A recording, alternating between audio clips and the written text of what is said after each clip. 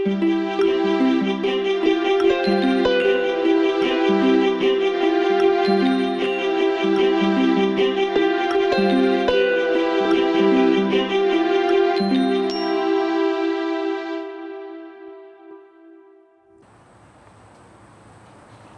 දවසක් හැම දෙනාටම.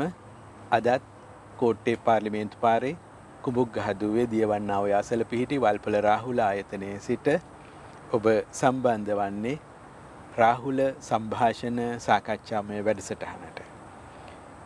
මේ වැඩසටහනේ අරමුණ හැටියට ගත්තොත් අවුරුදු 2500කට පමණ පෙර මේ ලෝකයේ බිහි වුණු බෞද්ධ ඉගැන්වීම් බොහෝම දිග කාලයක් තිස්සේ මිනිසුන් අතර ජීවත් වෙලා අද වන විට කලින් කලට එකතු වුණු නොයෙකුත් දැනුම් නොයෙකුත් විදිහේ විශ්වාස නොයෙකුත් විදිහේ චාරිත්‍ර විදි මේ සියල්ල සහිත බුදුදහම තමයි පොදුවේ අද දවසේ උපදින කෙනා ජීවත් වෙන කෙනා බෞද්ධ ධර්මයේ හැටියට හඳුනගන්නේ. එතකොට ඒ අපි කාටවත් දකින්න පුළුවන් කමක් නැහැ අවුරුදු 2500ක් තිස්සේ කොයි තරම්නම් වෙනස් වීම් සිද්ධ වෙලා තියෙනවද, අර්ථකථන වෙනස් වෙලාද, ඊළඟට අලුත් විදිහේ අදහස් එකතු මේ කිසි දෙයක් අපට දකින්න පුළුවන් කමක් නැහැ. මේ සියල්ලම තමයි බුදුදහම හැටියට අපි ඔක්කොම පිළිගන්නේ. එතකොට මේ සාකච්ඡාවේ අරමුණ තමයි මෙන්න මේ දිහා විචාරශීලීව බලමින් මුල්ම බෞද්ධ සංකල්ප මොනවද, ඒ පැරණිම අදහස කොයි විදිහටද විස්තර වෙලා තියෙන්නේ, කාලයත් එක්ක ඇති වුණු වෙනස් වීම මොනවද, ඒ වෙනස්කම් පේන්නේ කොයි වගේ පොත්පත්වල ඉගැන්වීම් වල ලියන ලද දේවල් වලද යන්න සලකලා බලන එක සාකච්ඡා කරන එකයි මේ සාකච්ඡා මාලාවේ අරමුණ. මේ සාකච්ඡාව ඊටාම සාරවත්, මේක සහභාගී වෙන ඔබ හැම දෙනාටම ඊටාම උසස් දැනුමක් ලබා දෙමින් හැමදාම මේ සාකච්ඡාවේ සම්පත් පුද්ගලයා හැටියට කටයුතු කරන කොළඹ විශ්වවිද්‍යාලයේ බෞද්ධ අධ්‍යනාංශයේ අංශ ප්‍රධාන ආචාර්ය උඩුහාවර ආනන්ද හාමුදුරුවෝ අද දවසේ අපේ සාකච්ඡාවට සහභාගී වෙනවා. උන්වහන්සේ ඊටාම ආදරයෙන් මේ සාකච්ඡාවට පිළිගන්නවා. මේ සාකච්ඡාවේදී මගේ මැදිහත් වීම තමයි ඔබ වෙනුවෙන් යමක් ඔබට මතුවෙන ප්‍රශ්නයක් හාමුදුරන්ගෙන් අහන එක. ඒ හැර මම ලොකුවට මැදිහත් වෙන්නේ හාමුදුරන්ට නිදහස්ව මේ සාකච්ඡාව කරගෙන යන්න ඉඩකඩ සලස්සමින්. ඉතින් මේ විදිහට අපි අද දවසේ සාකච්ඡා කරන මාතෘකාව තමයි කර්මය පිළිබඳ අදහස. බුදුදහමේ විශේෂයෙන්ම අද දවසේ අපි ජීවත් වන සමාජයේ ඊටාම බරපතල විදිහට සමාජගත වෙලා තියෙන විවිධ අවස්ථාවල නැවත මතුවෙන සංකල්පයක් තමයි කර්මය පිළිබඳ අදහස. අද දවසේ අපි සාකච්ඡා කරන්න, අද දවසේ ආරම්භ කරන්න මේ කර්මය පිළිබඳ සාකච්ඡාව. ඒක වඩා කාලය අරගෙන කරන්න ඕන සාකච්ඡාවක් නිසා ආනන්ද හාමුදුරුවෝ යෝජනා කළා මේක වාර 4කදී විතර සාකච්ඡාවට 4කදී විතර වඩා හොඳට සවිස්තරාත්මකව සාකච්ඡා කරන්න. ඒ හින්දා එහි අද සිදු වෙන්නේ ආරම්භක සාකච්ඡාව. එහෙමනම් හාමුදුරනේ ඊටාම සතුටුයි හාමුදුරුවොත් එක්ක නැවත මේ සාකච්ඡාව ගෙනියන එකේ. වගේම මම හිතනවා මේ වෙලාවේ අපේ සාකච්ඡාව අහන අය විතරක් නෙවෙයි, මේ ගොඩනගන දැනුම බොහෝ කාලයක් මේ එකතු කරන දේ තියේවි ඊළඟට නැවත හදාරන අයට මඟ පෙන්වීමක් හැටියට. අද දවසේ අපේ සාකච්ඡාව පටන් ගන්න එකක් තමයි දැන් කර්මය කියන එක අපිට හැමදාම වගේ දිනදා ජීවිතයේ අහන්න ලැබෙන අදහසක්. විශේෂයෙන්ම සමහර ලාවට කියනවා ගැහැණු වෙලා ඉපදිලා තියෙන්නේ කර්මය නිසා. ඊළඟට ඔය යම් ආබාධ සහිත තත්වයන් දැක්කොත් ඒක කර්මය. ඔන්න ඔය විදිහට විතරක් නෙවෙයි අපි ගත්තොත් පසුගිය යුද ගැටුමෙන් ආබාධ වෙලා රෝදපුටු වලට සීමා වෙලා ඉන්න අය එක්ක ගිහිල්ලා සාකච්ඡා පරිශ්‍රණ කරන අය ඇවිල්ලා කියන දේ තමයි ඒ හැම දෙනාම කියන දේ කියලා මේක කරුමේ නිසා සිද්ධ වුණේ මේක කොතන හිටියත් වෙන්න තිබුණු දෙයක් මෙන්න මේ අදහස. ඉතින් මෙන්න මෙහෙම සමාජයේ බරපතල විදිහට සමාජගත වෙලා තියෙන මේ කර්මය පිළිබඳ අදහස يعني මේ වෙලාවේ තියෙන අදහස හාමුදුරුවෝ දකින්නේ කොහොමද? සුබ දවසක් සියලු දෙනාටම. ඒ වගේම මම පළමු ස්තුතිවන්ත වෙනවා අපේ රාවුල ආයතනයට මේ සම්බන්ධයෙන් සාකච්ඡා කිරීම සඳහා අපට ආරාධනා කිරීම පිළිබඳව. අපි ආරම්භයේදීම ධම්මානන්ද හාමුදුරුවෝ සඳහන් කරපු විදියට මේ මාතෘකාව තාම සංකීර්ණ, ඒ වගේම මේක දාර්ශනික සහ ඒ වගේම ජනප්‍රිය ලක්ෂණ දෙකම තියෙන ඉතාම සංකීර්ණ මාතෘකාවක්. ඒ නිසා මේ මාතෘකාව එක සාකච්ඡා වටයකින් අවසන් කිරීම ඉතාම දුෂ්කර කාර්යයක්. මේක සාකච්ඡාවට ගණනාවක් අවශ්‍ය වෙනවා මේ සම්බන්ධ සාකච්ඡාව පැහැදිලි කිරීම, කරුණු පැහැදිලි කිරීම සඳහා. එතකොට ආරම්භයේදීම මගෙන් අහපු ප්‍රශ්නේ තමයි මේ කර්මය පිළිබඳව තියෙන මේ ජනප්‍රිය ලක්ෂණ නැත්නම් මේ විශ්වාස පද්ධතිය. මේකත් එක්ක ගොඩනැගිලා තියෙන විශ්වාස පද්ධතියක් තියෙන. ඒ විශ්වාස පද්ධතිය තුළ සමහර විශ්වාස වලට යම් සාධාරණ හේතු තියෙනවා. ඒවට යම් කිසි මූලාශ්‍රමයේ සාධක තියෙනවා. සමහර විශ්වාස වලට එහෙම මූලාශ්‍රමයේ සාධකයක් ඇත්තෙත් නැහැ. කිසිම තාර්කික පදනමකුත් අපිට දකින්න ලැබෙන්නේ නැහැ. එතකොට මේ කර්මය පිළිබඳව සිද්ධාන්තය අපි අධ්‍යයනය කරනකොට සාකච්ඡා කරනකොට ඒක බුදුදහමේ මූල ග්‍රන්ථවල ඒ කියන්නේ විශේෂයෙන්ම ත්‍රිපිටකයේ සූත්‍ර දේශනාවල ඇතුළත් වෙලා තියෙන කර්මය පිළිබඳ විග්‍රහය එක අවධියක්. ඊට පස්සේ අට කතාවලට අපි යනකොට අට කතාවල මේක වර්ධනය වෙච්ච එක අවධියක්.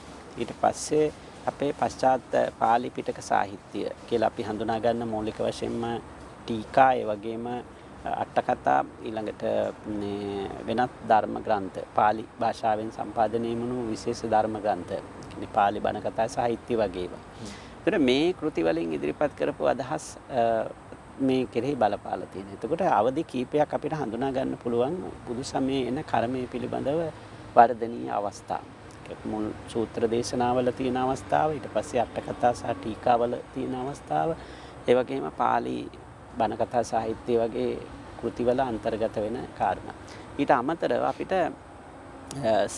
ලංකාවේ අපි තේරවාද බෞද්ධ සාහිත්‍ය අපි අධ්‍යයනය කරනකොට සම්භාව්‍ය සිංහල සාහිත්‍යයත් අපි තේරවාද බෞද්ධ සාහිත්‍ය හැටියට ඇතුළත් කරනවා. සම්භාව්‍ය සිංහල සාහිත්‍ය ඇතැම් ග්‍රන්ථ, සියල්ලම නෙවෙයි, ඇතැම් ග්‍රන්ථ අපි දැන් උදාහරණයට ගත්තොත් අමාවතුර බුත්සරණ, සද්ධර්ම රත්නාවලිය, සද්ධර්ම අලංකාරය වගේ මේ කෘති, මේවා මූලික වශයෙන්ම බෞද්ධ තේමාවන් සහ බෞද්ධ අනන්‍යතාවයක් ඇතිව සම්පාදනය වෙච්ච කෘති. එතකොට මේ වගේ කර්මය පිළිබඳ සාකච්ඡා කරලා තියෙනවා. එතකොට මෙන්න මේ වගේ අවධි කීපයක් අපිට මූලික වශයෙන් හඳුනා ගන්න පුළුවන්.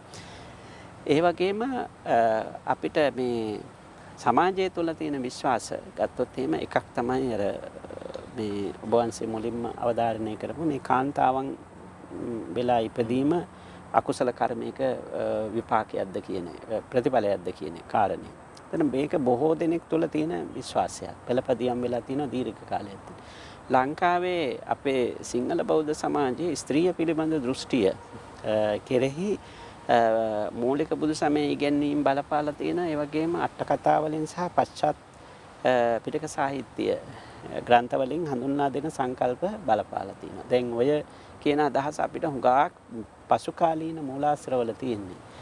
මූලික වශයෙන් අපිට ඒවා හඳුනා ගන්න පුළුවන් උපාසක ජනාලංකාරය වගේ හුඟක් පසු කාලීන කෘතිවල තමයි මේ අදහස ඇතුළත් කරලා තියෙන්නේ. එතකොට මේ ස්ත්‍රිය පිළිබඳව බුදුන් වහන්සේ ඉදිරිපත් කරපු මේ දර්ශනය නැත්නම් බුදුන් වහන්සේගේ අදහස නෙවෙයි මේ වගේ තුළ අන්තර්ගත වෙලා තියෙන්නේ. ඉතින් මේ වෙනස අපිට හඳුනා ගන්න පුළුවන් වෙන්නේ මේ කර්මය පිළිබඳව ඔය කියන විවිධ අවස්ථාවල තියෙන වෙනස්කම්. ඒක පරිස්සමින් යුක්තව හඳුනාගෙන පශ්චාත් අදහස් මොනවාද කියන එක මැදිහත් සිතින් විමසා බලලා ඒවා මුල් බුදු සමයත් එක්ක සම්බන්ධ කරලා ඒවා සංසන්දනය කරලා තුලනාත්මකව අධ්‍යයනය කරනකොට ඒවා පශ්චාත් අදහස් කියන එකයි ඒවට කිසිම තාර්කික පදනමක් නැහැ කියන එක අපිට හඳුනා ගන්න පුළුවන්. ඒ නිසායි අපි මේ සාකච්ඡාවට කීපයක් මේ යටතේ සිද්ධ කළ යුතුයි කියලා මම එකඟ වෙනවා ඔබ වහන්සේගේ අදහසට. හැමදෙන්නේ මුල්ම කර්මය පිළිබඳ අදහස කොහොමද එන්නේ බුදුදහමේ හෝ අපිට එහෙම නැත්නම් සමහරට ඊටත් වඩා ඈතට යන්න පුළුවන් ඇති නේද? අපිට ඇත්තටම දැන් මේ මුල්ම අපිට ಭಾರತೀಯ ආගම්වල ගත්තොත් එහෙම මුල්ම අවදී අපිට අයිති වෙන්නේ වෛදික නැත්නම් ප්‍රාක් බෞද්ධ යුගය. කියන්නේ බුදු සමය පහළ වීමට පෙර අවධිය පිළිබඳව අපි ගත්තොත් එහෙම. දැන් අපිට සමකාලීන ಭಾರತයේ කියන්නේ බුදුන් වහන්සේගේ අවධියට අයිති සමකාලීන ಭಾರತයේ ආගම් අපිට කොටස් දෙකකට බෙදන්න පුළුවන්. එකක් දේවවාදී ආගම් සහ දේවවාදී නොවන ආගම්. එතකොට වෛදික ආගම දේවවාදී ආගමක්. දේව නිර්මාණය කේන්ද්‍ර කරගත්ත ඉගැන්වීම් මූලික හරය කරගත්ත ආගම්. එතකොට ජෛන වගේ ආගම් වල ඒ දේව නිර්මාණවාදී ප්‍රතික්ෂේප කරපු ආගම්. එතකොට මේ ආගම් දෙකේම කර්මය පිළිබඳ ඉගැන්වීම් අන්තර්ගත වෙලා තියෙනවා. එතකොට වෛදික ආගම් වල තියෙන මේ ජෛන ආගමෙත් තියෙනවා. එතකොට ඊට සමකාලීන ආගමක් හැටියට අපි ගත්තොත් මේ බුදු සමය තුලත් කර්මය පිළිබඳ ඉතා වෙනස් පුළුල් දාර්ශනික අර්ථයක් අන්තර්ගත වෙලා තියෙනවා. එතකොට අපි ඉතිහාසය අධ්‍යයනය කරාම වෛදික කර්මය පිළිබඳව අපිට කරුණු අනාවරණය වෙන්නේ වෛදික ග්‍රන්ථවල. එතකොට වේද ග්‍රන්ථවලට එනකොට රික් ජජුර් සාම අතරවන් කියන මේ වේද ග්‍රන්ථවල සහ ඒ වගේම මේ උපනිෂද් ග්‍රන්ථවල. දැන් අපිට වෛදික ග්‍රන්ථවල අවශ්‍ය කීපයක් හඳුනා ගන්න පුළුවන්. ඒ කියන්නේ වේද, බ්‍රාහ්මණ, ආරණ්‍යක, උපනිෂද් කියලා. එතකොට වේද යුගය කියලා කියන්නේ මුල් අවධිය වෛදික යුගය. එතකොට චතුර්වේදයේ මූලික කරගත්ත ඉගැන්වීම් තමයි ඒ වගේ අන්තර්ගත වෙලා තියෙන්නේ. වේද බ්‍රාහ්මණ යුගයේ වෙනකොට තව අවධියක්. ආරණ්‍යක යුගය වෙනකොට තවත් අවධියක්. උපනිෂද් යුගය හුඟක් දාර්ශනික වශයෙන් වර්ධනය වුණු අවධිය. එතකොට වෛදික ආගම් ගත්තම වෛදික ආගම් වල මේ වේද බ්‍රාහ්මණ ආරණ්‍යක උපනිෂද් කියන අවධි හතරේම මේ කර්මයේ වර්ධනයන් අපිට හඳුනා ගන්න පුළුවන්. එතකොට මේක පිළිබඳව ඇත්තටම මේ කර්මය පිළිබඳ අදහස මුලින්ම වෛදික ආගම් වල ඇති වුණේ මේ මරණින් පස්සේ ජීවිතය කියන එක පිළිබඳව කල්පනා කරන්න පටන් ගත්තට පස්සේ. දැන් ඉන්දියාවට මේ ආර්යයන් ආවට පස්සේ ආර්යයන් එක්තරා මුල් කාලේදී එක්තරා විදිහක භෞතික වශයෙන් යම් සුවපහසු ජීවිතයක් ගත කරපු කණ්ඩායමක්. ඔවුන්ට ආහාර පාන ඒ වගේ ප්‍රශ්න එච්චර තිබුණේ නැහැ. මොකද ඔවුන් හිතන්න පටන් ගත්ත කාලයක් සමගම මේ මැරුණට පස්සේ මොකද්ද වෙන්නේ කියන එක. දැන් මේ පරලොව සිද්ධ වෙන්නේ මොකද්ද කියලා. අපි මැරුණට පස්සේ අපිට මොකද්ද වෙන්නේ? අපි කොහෙද යන්නේ? ඒ පරලොව මොකද්ද කියන தත්ත්වය පිළිබඳව කල්පනා කරාට පස්සේ තමයි මේ දිව්‍ය ලෝක පිළිබඳ අදහස ආවේ. දිව්‍ය ලෝකයේ පිළිබඳ විශ්වාසය. එතකොට මේ වෛදික ඉගැන්වීම අනුව දිව්‍ය ලෝකෙට ඉස්සෙල්ලාම ගිය පුද්ගලයා හඳුන්වනවා යම කියලා. යම කියන තැනත් තමයි ඉස්සෙල්ලාම ගිහිල්ලා තියෙන්නේ. ඒතකොට අනිත් අය ඊට පස්සේ ගිහිල්ලා තියෙන්නේ. එතකොට මේ දිව්‍ය ලෝකෙට යන්නේ නැත්නම් මේ ස්වර්ගයට යන්නේ මොකක් නිසාද? යාගය සහ යාගයේ ප්‍රතිඵලයක් ඇටියට. යාග කිරීමෙන් ලැබෙන ප්‍රතිඵලයක් තියෙනවා. ඒ පුණ්‍යමය ප්‍රතිඵල ඒක හේතුවෙන් තමයි අපි මේ ස්වර්ගයේ පත්‍ය ලැබලා ඒකේ සැප විඳින්නේ කියන එක. එතකොට මේක හඳින්නවා ඒගොල්ලෝ ඉෂ්ටපූර්ත කියලා. ඉෂ්ටපූර්ත කියලා කියන්නේ යාගය නිසා ජනිත වන පින ස්වර්ගයේදී අපිට ලබා ගන්න විඳින්න පුළුවන්. ඒ නැත්නම් යාගෙන් ජනිත වන පිනේ ප්‍රතිඵලයක් ඇටියට අපි දෙවලොව සැප විඳින්න පුළුවන් කියන එක අවධියක්. ඊළඟට දැන් තව මතුවෙච්ච එකක් තමයි දැන් මේ පින කියලා එකක් තියෙනවා නම් ඊළඟට අපි දැන් ඒවා යාගය කරපු නැති අය යාගයට විරුද්ධව හිටිය අය. එතකොට ඒ ඉෂ්ටපූර්තේ සම්පූර්ණ කරපු නැති අයට මොකද්ද වෙන්නේ කියන එක. එතකොට ඊට පස්සේ ආපු අදහස තමයි අපාය පිළිබඳ સિદ્ધාන්තය. අපාය කොහෙද තියෙන්නේ? එතකොට මේ අපාය කියන එක අඳුරු තැනක් හැටියට. එතකොට මේකට මේ කියන්නේ මේ පව් කරපු අය ගිහිල්ලා උපදින තැනක් හැටියට තමයි මේ වේද ග්‍රන්ථවල දක්වලා තියෙන්නේ. එතකොට මේ පින් නිසා ස්වර්ගය නම් පව් නිසා අපාය නම් මේකට අපිව ගෙනියන පුද්ගලයා කවුද කියන්නේ. අන්න ඒ පුද්ගලයා පිළිබඳව කතා කරනකොට වරුණ කියලා දෙවි කෙනෙක් පිළිබඳව අදහස ආවා. එතකොට ඒ වරුණ දෙවියන් තමයි මේ මිනිසුන්ගේ මේ පව්පින් විනිශ්චය කළා ඒ තැන්වලට ඒ පුද්ගලයන් යවන්නේ. එතන මෙන්න මේ අදහස වෛදික ග්‍රන්ථවල තියෙන මේ වරුණ දෙවියන් පිළිබඳව. වරුණ කියන්නේ මේ හොඳ නරක විනිශ්චය කළා නරකට දඬුවම් දෙන කෙනෙක් හැටියට තමයි වෛදික ආගම්වල ග්‍රන්ථවල ඇතුළත් වෙලා තියෙන එක අවධියක්. ඊළඟට තවත් අවධියක් තමයි මේ ක්‍රතු සංකල්පය කියලා එකක් තියෙනවා. මේ ක්‍රතු සංකල්පය කියන්නේ මේ ඒක උපනිෂද් අවධිය වෙනකොට. ඒක හුඟක් දියුණු අවස්ථාවක්. එතකොට ඒ අවධිය වෙන විට චේතනාව කර්මය හා සම්බන්ධ වෙන ආකාරය. කියන්නේ මානසික පදනම. එතකොට උපනිෂද් අවධිය අපි විස්තර කරන්නේ උපනිෂද් අවධිය ಭಾರತೀಯ ආගම්වල විශේෂයෙන්ම වෛදික ආගම්වල දාර්ශනික පසුබිම මේ සකස් වුණු අවධිය. ඒ කියන්නේ උපනිෂද් ග්‍රන්ථ තමයි මේ වෛදික දර්ශනය කියන්නේ දාර්ශනික පැත්තට යන්නේ. එතකොට අර වේද ග්‍රන්ථවල තිබුණු අර යාගය වෙනුවට කර්ම මාර්ගයේ අපි ඒක හඳුන්වනවා කර්ම මාර්ගය කියලා. ඒ කර්ම මාර්ගය වෙනුවට ක්‍රමයෙන් ඥාන මාර්ගයේ පැත්තට අවතීර්ණය වෙනවා. ඒකට ඒ උපනිෂද් අවධිය වෙනකොට මේ යාග කරන්නේ ඇයි යාග කිරීමේ තේරුමක් නැහැ නේද? ආදි වශයෙන් ඒකන දාර්ශනික ගැටලු. එතකොට ආත්මය පිළිබඳ සිද්ධාන්ත, එතකොට මේ මරණින් මතු ජීවිතය පිළිබඳ හුඟක් දාර්ශනික අදහස් වර්ධනය වුණු අවධියක් තමයි උපනිෂද් කියලා කියන්නේ. දැන් අපි බුදු සමය ගත්තොත් එහෙම බුදු සමය වැටෙන්නේ උපනිෂද් අතර මැදි අවධියකට. ඒ කියන්නේ අපි උපනිෂද් මධ්‍යතන යුගයට කියන්නේ අපි උපනිෂද් පූර්ව අවධිය අපර අවධිය කියලා බෙදනකොට මේ මධ්‍යතන අවධියට තමයි බුදු සමය අයිති වෙන්නේ. ඒකට පේනවා අපිට ಭಾರತೀಯ මේ දර්ශන සම්ප්‍රදාය නැත්නම් දාර්ශනික පදනම උච්චතම අවස්ථාවකට පත් වෙන අවධිය තමයි උපනිෂද් යුගය කියලා කියන්නේ.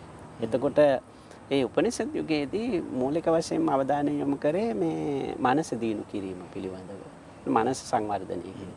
අන්න ඒ අවධිය වෙනකොට කර්මය පිළිබඳ සිද්ධාන්තය එය සචේතනික නැත්නම් චේතනාව හා සම්බන්ධ කරලා සාකච්ඡා කරන මට්ටමට දියුණු වෙනවා. එතකොට දැන් අපිට පේනවා වෛදික ආගම් පිළිබඳව ගත්තම මේ මුලින් තිබුණේ මේක මේ යාගයේ මූලික කරගෙන යාගයේ ප්‍රතිඵලයක් හැටියට දිව්‍ය ලෝකවල උප්පත්තිය ලැබීම, ඊට පස්සේ තව අවධියක් මේ අපාය පිළිබඳ අවස්ථාව, ඊට පස්සේ මේ ඍතු කියලා ඒක සංකල්පයක්. ඒකෙදී අදහස් දෙකක් තියෙනවා. එකක් තමයි මේ ස්වභාව ධර්මයේ ක්‍රියාකාරීත්වය. එතකොට ඒ ක්‍රියාකාරීත්වය සිද්ධ වෙන හැටි. ඊට පස්සේ ඊළඟට කර්මයට මේක සම්බන්ධ වෙන හැටි. ඒකට අපිට දැන් මේක අපිට එච්චර දීර්ඝ සාකච්ඡා කිරීම අවශ්‍ය වෙන්නේ නැහැ. අපේ අරමුණ බෞද්ධ කර්මය ගැන සාකච්ඡා කිරීමනේ ආරම්භක ප්‍රවේශයක් හැටියට අපිට පේනවා. එතකොට මේ යාගයේ පදනම් කරගෙන තමයි මේ කර්මය පිළිබඳ සිද්ධාන්තයේ ගොඩනැගෙන්නේ. ඒක ක්‍රමයෙන් වෛදික යුගයේ සිට වේද බ්‍රාහ්මණ ආරණ්‍යක උපනිෂද් කියලා මේ අවසන් අවධියට එනකොට උපනිෂද් අවධිය වෙනකොට ඒ දාර්ශනික පැත්තට තව මේ වර්ධනය වෙන්න පටන් ගන්නවා. වෙතර මහමුදුරු මේ දක්වා ගොඩනගපු සාකච්ඡාවේ පේනවා දැන් එකක් තමයි පින කියන අදහස, ඊට පස්සේ කර්මය. මේ දෙකම කාලයක් තිස්සේ වැඩෙන සංකල්පයක් නේද? ඒක මේ බොහොම දිග කාලයක් තිස්සේ වර්ධනය වෙන සංකල්ප. දැන් බෞද්ධ සමාජය සහ ඒ සාකච්ඡාව ඇතුලේ සමහර විට මේ ඓතිහාසික වර්ධනය අපි සමහරට අපිට අහුවෙන්නේ නැහැ. මේක බොහොම කාලයක් තිස්සේ වර්ධනය වෙමින් ආපු අදහසක් කියන කොටස අපේ සාකච්ඡාවට එන්නේ නැහැ. කෙලින්ම මේක බෞද්ධ අදහසක් කියන එක විතර කියන්නේ වෙන විදිහකට ගත්තොත් මේකට ඓතිහාසික වර්ධනයක් තියෙනවා කියන එක ඇත්තටම ඒ නිසා හාමුදුරු මතු කරපු කාරණා ඊටාම වැදගත්. මේවට ඓතිහාසික විකාශනයක් තියෙනවා. මේ දාර්ශනික සම්ප්‍රදායික සංවාද වෙච්ච සාකච්ඡා වෙච්ච කාලයක් තිස්සේ වැඩුණු අදහස්. ඒක බොහොම පැහැදිලි නේද? දැන් මේ කර්මය සහ පින දෙකම හාරු පින ගැන සඳහන් කළා. දැන් පින සම්බන්ධයෙන් අපි ඊට කලින් අපි සාකච්ඡා කළා. එතකොට ඒක මේ වෛදික කාලේ ඉඳලා ක්‍රමයෙන් වර්ධනය වෙනවා. දැන් ඇත්තටම කර්මය කියලා බුදු සමය විස්තර කරන්නේ පින්පව් දෙකනේ. පින්පව් සහ අකුසල් කියන තුන තමයි කර්මය කියන එකට දාන්නේ. ඒතර කුසල කියන එක කර්ම නිස්පත්තිය වෙන එකක් හැටියට ගන්නෙ නැහැ. අපි සාමාන්‍යයෙන් ව්‍යවහාර කරනවා කුසල කම්ම කියලා. ඒක කර්ම නිරෝධයට අදාළ වෙන එකක්. අපි ඒක දාර්ශනික කාරණයක්. මම ඒක සරලව කිව්වොත් ඒක කුසලය කියන්නේ ඒක කර්ම නිරෝධය පිණිස ඉතුරු එන එකක්. ඒක පැහැදිලිව සූත්‍රවල පැහැදිලි කරලා තියෙනවා. එතකොට මේ පින්පව් සහ අකුසල කියන ඒවා තමයි කර්ම නිෂ්පත්තිය සඳහා හේතු වෙන්නේ. එතකොට මෙතන තව පැහැදිලි කරගත යුතු දෙයක් තියෙනවා. දැන් මේ දාර්ශනික වෛදික යුගයේ සිට මේ ආපු දාර්ශනික සංවර්ධනයේ ක්‍රමික විකාශනයේ එක අවස්ථාවක් තමයි බුදු සමයේ පහළ වීම කියලා කියන්නේ. එතකොට මේ මේ ක්‍රමික විකාශනය වෙලා ආපු මේ දාර්ශනික සංකල්ප දාර්ශනික ඉගැන්වීම් පිළිබඳව බුදුන් වහන්සේ ඉදිරිපත් කරපු අදහස. එතකොට බුදු සමය ඉදිරිපත් කරපු අදහස. බුදු සමයෙන් ඒකට දීපු අර්ථකථනය. බුදු සමය මොනවාද නව සංකල්පයක් විදිහට ඒක විවරණය කරේ කොහොමද විවරණය කරේ? අන්නේ ඒක තමයි බුදු සමයේ කර්මය පිළිබඳ විග්‍රහය. එතකොට බුදු සමයේ කර්මය පිළිබඳ අපි අධ්‍යයනය කරනකොට අර සම්පූර්ණයෙන්ම වෛදික කර්මයෙන් සහ උපනිෂද් කර්මය පිළිබඳ ඉගැන්වීම් වලින් සම්පූර්ණයෙන්ම වෙනස් වෙනවා. එතකොට මේ සමකාලීන ජෛන ආගමේන කර්මය පිළිබඳව ඉගැන්වීම් වලින් වෙනස් වෙනවා. එතකොට බුදුන් වහන්සේගේ කර්මය පිළිබඳ ඉගැන්වීම වෙනම දාර්ශනික පදනමකින් තමයි සකස් වෙන්නේ. හැබැයි පසුබිම අර වෛදික සහ උපනිෂද් කර්මයේ පසුබිම ඒක තමයි පසුබිම. එම ක්‍රමිකව ඇවිල්ලා බෞද්ධ අවධිය වෙනකොට වෙනස් විදිහට ගොඩ නැගෙන්න පටන් ගන්නවා. බුදුහාරු සම්පූර්ණයෙන්ම වෙනස් අර්ථකථන මේවට ලබා දෙනවා. දාර්ශනික පදනම. එතකොට බුදු සමයේ කර්මය පිළිබඳව අපි සාකච්ඡා කරනකොට එහි සමස්ත කර්මය පිළිබඳව බුදු සමයේ නැත්නම් බුදුන් වහන්සේගේ ඉගැන්වීම ගත්තම ඒකේ අපිට අවස්ථා තුනක් හඳුනා ගන්න පුළුවන්. එකක් තමයි මනෝවිද්‍යාත්මක පදනම. ඒක බුදු සමයේ කර්මය පිළිබඳව ඉගැන්වීම සාකච්ඡා කරනකොට අතිශයම වැදගත් එකක් තමයි මේකේ තියෙන මනෝවිද්‍යාත්මක පදනම පැහැදිලි කිරීම. දෙවෙනි එක තමයි මේ කර්මය පිළිබඳව පැහැදිලි කිරීම සඳහා ආචාර විද්‍යාත්මක ක්‍රමවේදයක් භාවිතා කරලා තියෙනවා. එතකොට ඒක තමයි අපි පින්පව් අකුසල් කියලා ගන්නෙ. නැත්තම් හොඳ නරක මේ ආදි වශයෙන් විවිධ පරයාය පද ඔස්සේ අපි විවරණය කරන්නේ මේ ආචාර විද්‍යාත්මක පදනම. ඊට පස්සේ මේකේ දාර්ශනික පදනමක් තියෙන. ඒක ඥාන මීමාංසාත්මක පදනම කියලා අපි හඳුනා ගන්නවා. එතකොට මේක දාර්ශනිකව විස්තර කරනවා. එතකොට බුදු සමයේන කර්මය පිළිබඳව අපි අධ්‍යයනය කරනකොට මෙන්න මේ අවස්ථා තුනම මේ පදනම් තුනම වෙන්වෙන්ව ගැන සාකච්ඡා කළ යුතුයි. එතකොට බුදු සමයේ කර්මය පිළිබඳ අවබෝධයක් ලබා ගැනීමට අපේක්ෂා කරන කෙනෙක් ඉන්නවා නම් ඔහු ඇය මේ කර්මය පිළිබඳව මනෝවිද්‍යාත්මක පදනම ගැන අවබෝධයක් ලබා ගන්නට ඕන. ආචාර විද්‍යාත්මක පදනම ගැන අවබෝධයක් ලබා ගන්න ඕන ඥාන මීමාංසාව. එහෙම නැතුව මේක තේරුම් ගන්න ගියොත් අර අපි ආරම්භයේදීම සඳහන් කරපු කර්මය පිළිබඳව වැරදි නිගමන වලට, වැරදි විශ්වාසයකට, වැරදි පිළිගැනීමකට යනවා. බොහොම නිෂේධාත්මකව. දැන් ඊටම වැදගත් ඒ වචනේ. දැන් ඒක මේ හොඳට අවබෝධ කරගත්ත කෙනාට පුළුවන් මේ කර්මය පිළිබඳව බුදුන් වහන්සේගේ ඉගැන්වීම ඍණාත්මකව නෙවෙයි ගන්න ඕන. ධනාත්මකව ගන්න ඕන. ඇත්ත වශයෙන්ම මේකේ තියෙන්නේ ධනාත්මක පදනම. ඒ කියන්නේ මේ කර්මය පිළිබඳව සිද්ධාන්තයේ බුදු සමයේ ඉදිරිපත් කරන කර්මය පිළිබඳව සිද්ධාන්ත වලින් කිසිසේත්ම පුද්ගලයා අකර්මණ්‍ය කරන, පුද්ගලයා දුර්වල කරන, පුද්ගලයා බෙලහීන තත්වයට ඇදලා දමන, පුද්ගලයා නිකන් මේ අර දීන නිවට තත්වයට ඇද දැමීම සිද්ධ වෙන්නේ නැහැ. එහෙම දෙයක් සිද්ධ වෙන්නේ නැහැ. මේක තුළ පුද්ගල ස්වාධීනත්වයේ උපරිමය ස්ථාතු කරලා තියෙනවා. අපිට ඒක ඉදිරි සාකච්ඡාවලදී පැහැදිලි කරගන්න පුළුවන් කර්මය පුද්ගල ආධිපත්‍යයට යටත් වෙන්නේ කොහොමද කියන එක පිළිබඳව. දැන් ලෝණපල වගේ සූත්‍රයක අපි පැහැදිලි කරන්නේ බුදුන් වහන්සේ ඒ පදනම. ඊළඟට මේක අපේ චර්යාව හදාගන්නේ කොහොමද? දැන් මේ කර්මය පිළිබඳව ප්‍රතිඵල නැත්නම් විපාක අපි හොඳට තේරුම් ගත්තට පස්සේ අපේ චර්යාව අපිට නිවැරදි විදිහට මෙහෙවන්න පුළුවන්. එතකොට ඒක පුද්ගලයාට හා සමාජයට හානි නොවන ආකාරයට මේ අපේ චර්යාව හැඩගස්වා ගන්න පුළුවන්. අන්න ඒක තමයි ආචාර විද්‍යාත්මක පදනම. ඊළඟට අපි කරන හොඳ නරක ඔක්කොම කියන්නේ මේ සචේතනික ක්‍රියා අපි ඒක තව පස්සේ සාකච්ඡා කරමු. මේ පැහැදිලි කරන්නම්. එතකොට දැන් ඒක හොඳට තේරුම් ගත්තට පස්සේ මනෝවිද්‍යාත්මක පදනම තේරුම් ගත්තට පස්සේ අපිටම පුළුවන් අපේ මනසේන අකුසල සිතුවිලි, පාප සිතුවිලි, නරක සිතුවිලි අපිටම අවශ්‍ය විදිහට පාලනය කරගෙන අපිම එහි පාලකයා බවට පත් වෙලා අපිට ඒ අකුසල සිතුවිලි ප්‍රකාශයට පත්වීමෙන් වළක්වා ගන්න පුළුවන්කම ලැබෙනවා. ඒ වළක්වා ගැනීම වැදගත් වෙන්නේ ඒක අපිට සහ සමාජයට හානි වෙන්නේ එතකොට. දැන් අපි කියමුකෝ අපිට ද්වේෂය එනවා. ඒකට අපි ඒක අකුසල සිතුවිල්ලක්නේ. ඒක අපි ඒක වර්ධනය කරොත් එහෙම අකුසල කර්මයක් තමයි නිෂ්පත්තිය වෙන්නේ.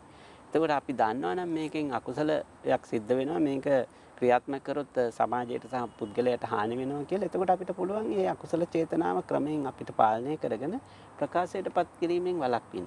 අන්න ඒ වගේ ධනාත්මක අර්ථයෙන් තමයි මේක අපි තේරුම් ගන්නට ඕන. නමුත් අපේ සම්ප්‍රදායෙන් ගොඩක් අය තුල තියෙන මේක කර්මය කිව්ව ගමන්ම මේකේ ඍණාත්මක පැත්ත තමයි ගන්න. මේක කර්මය. කර්මය කියන වචනය තුලම තියෙන ඍණාත්මක අදහස. ආදනු දැන් මෙතන අකුසල ගැන ආවනේ.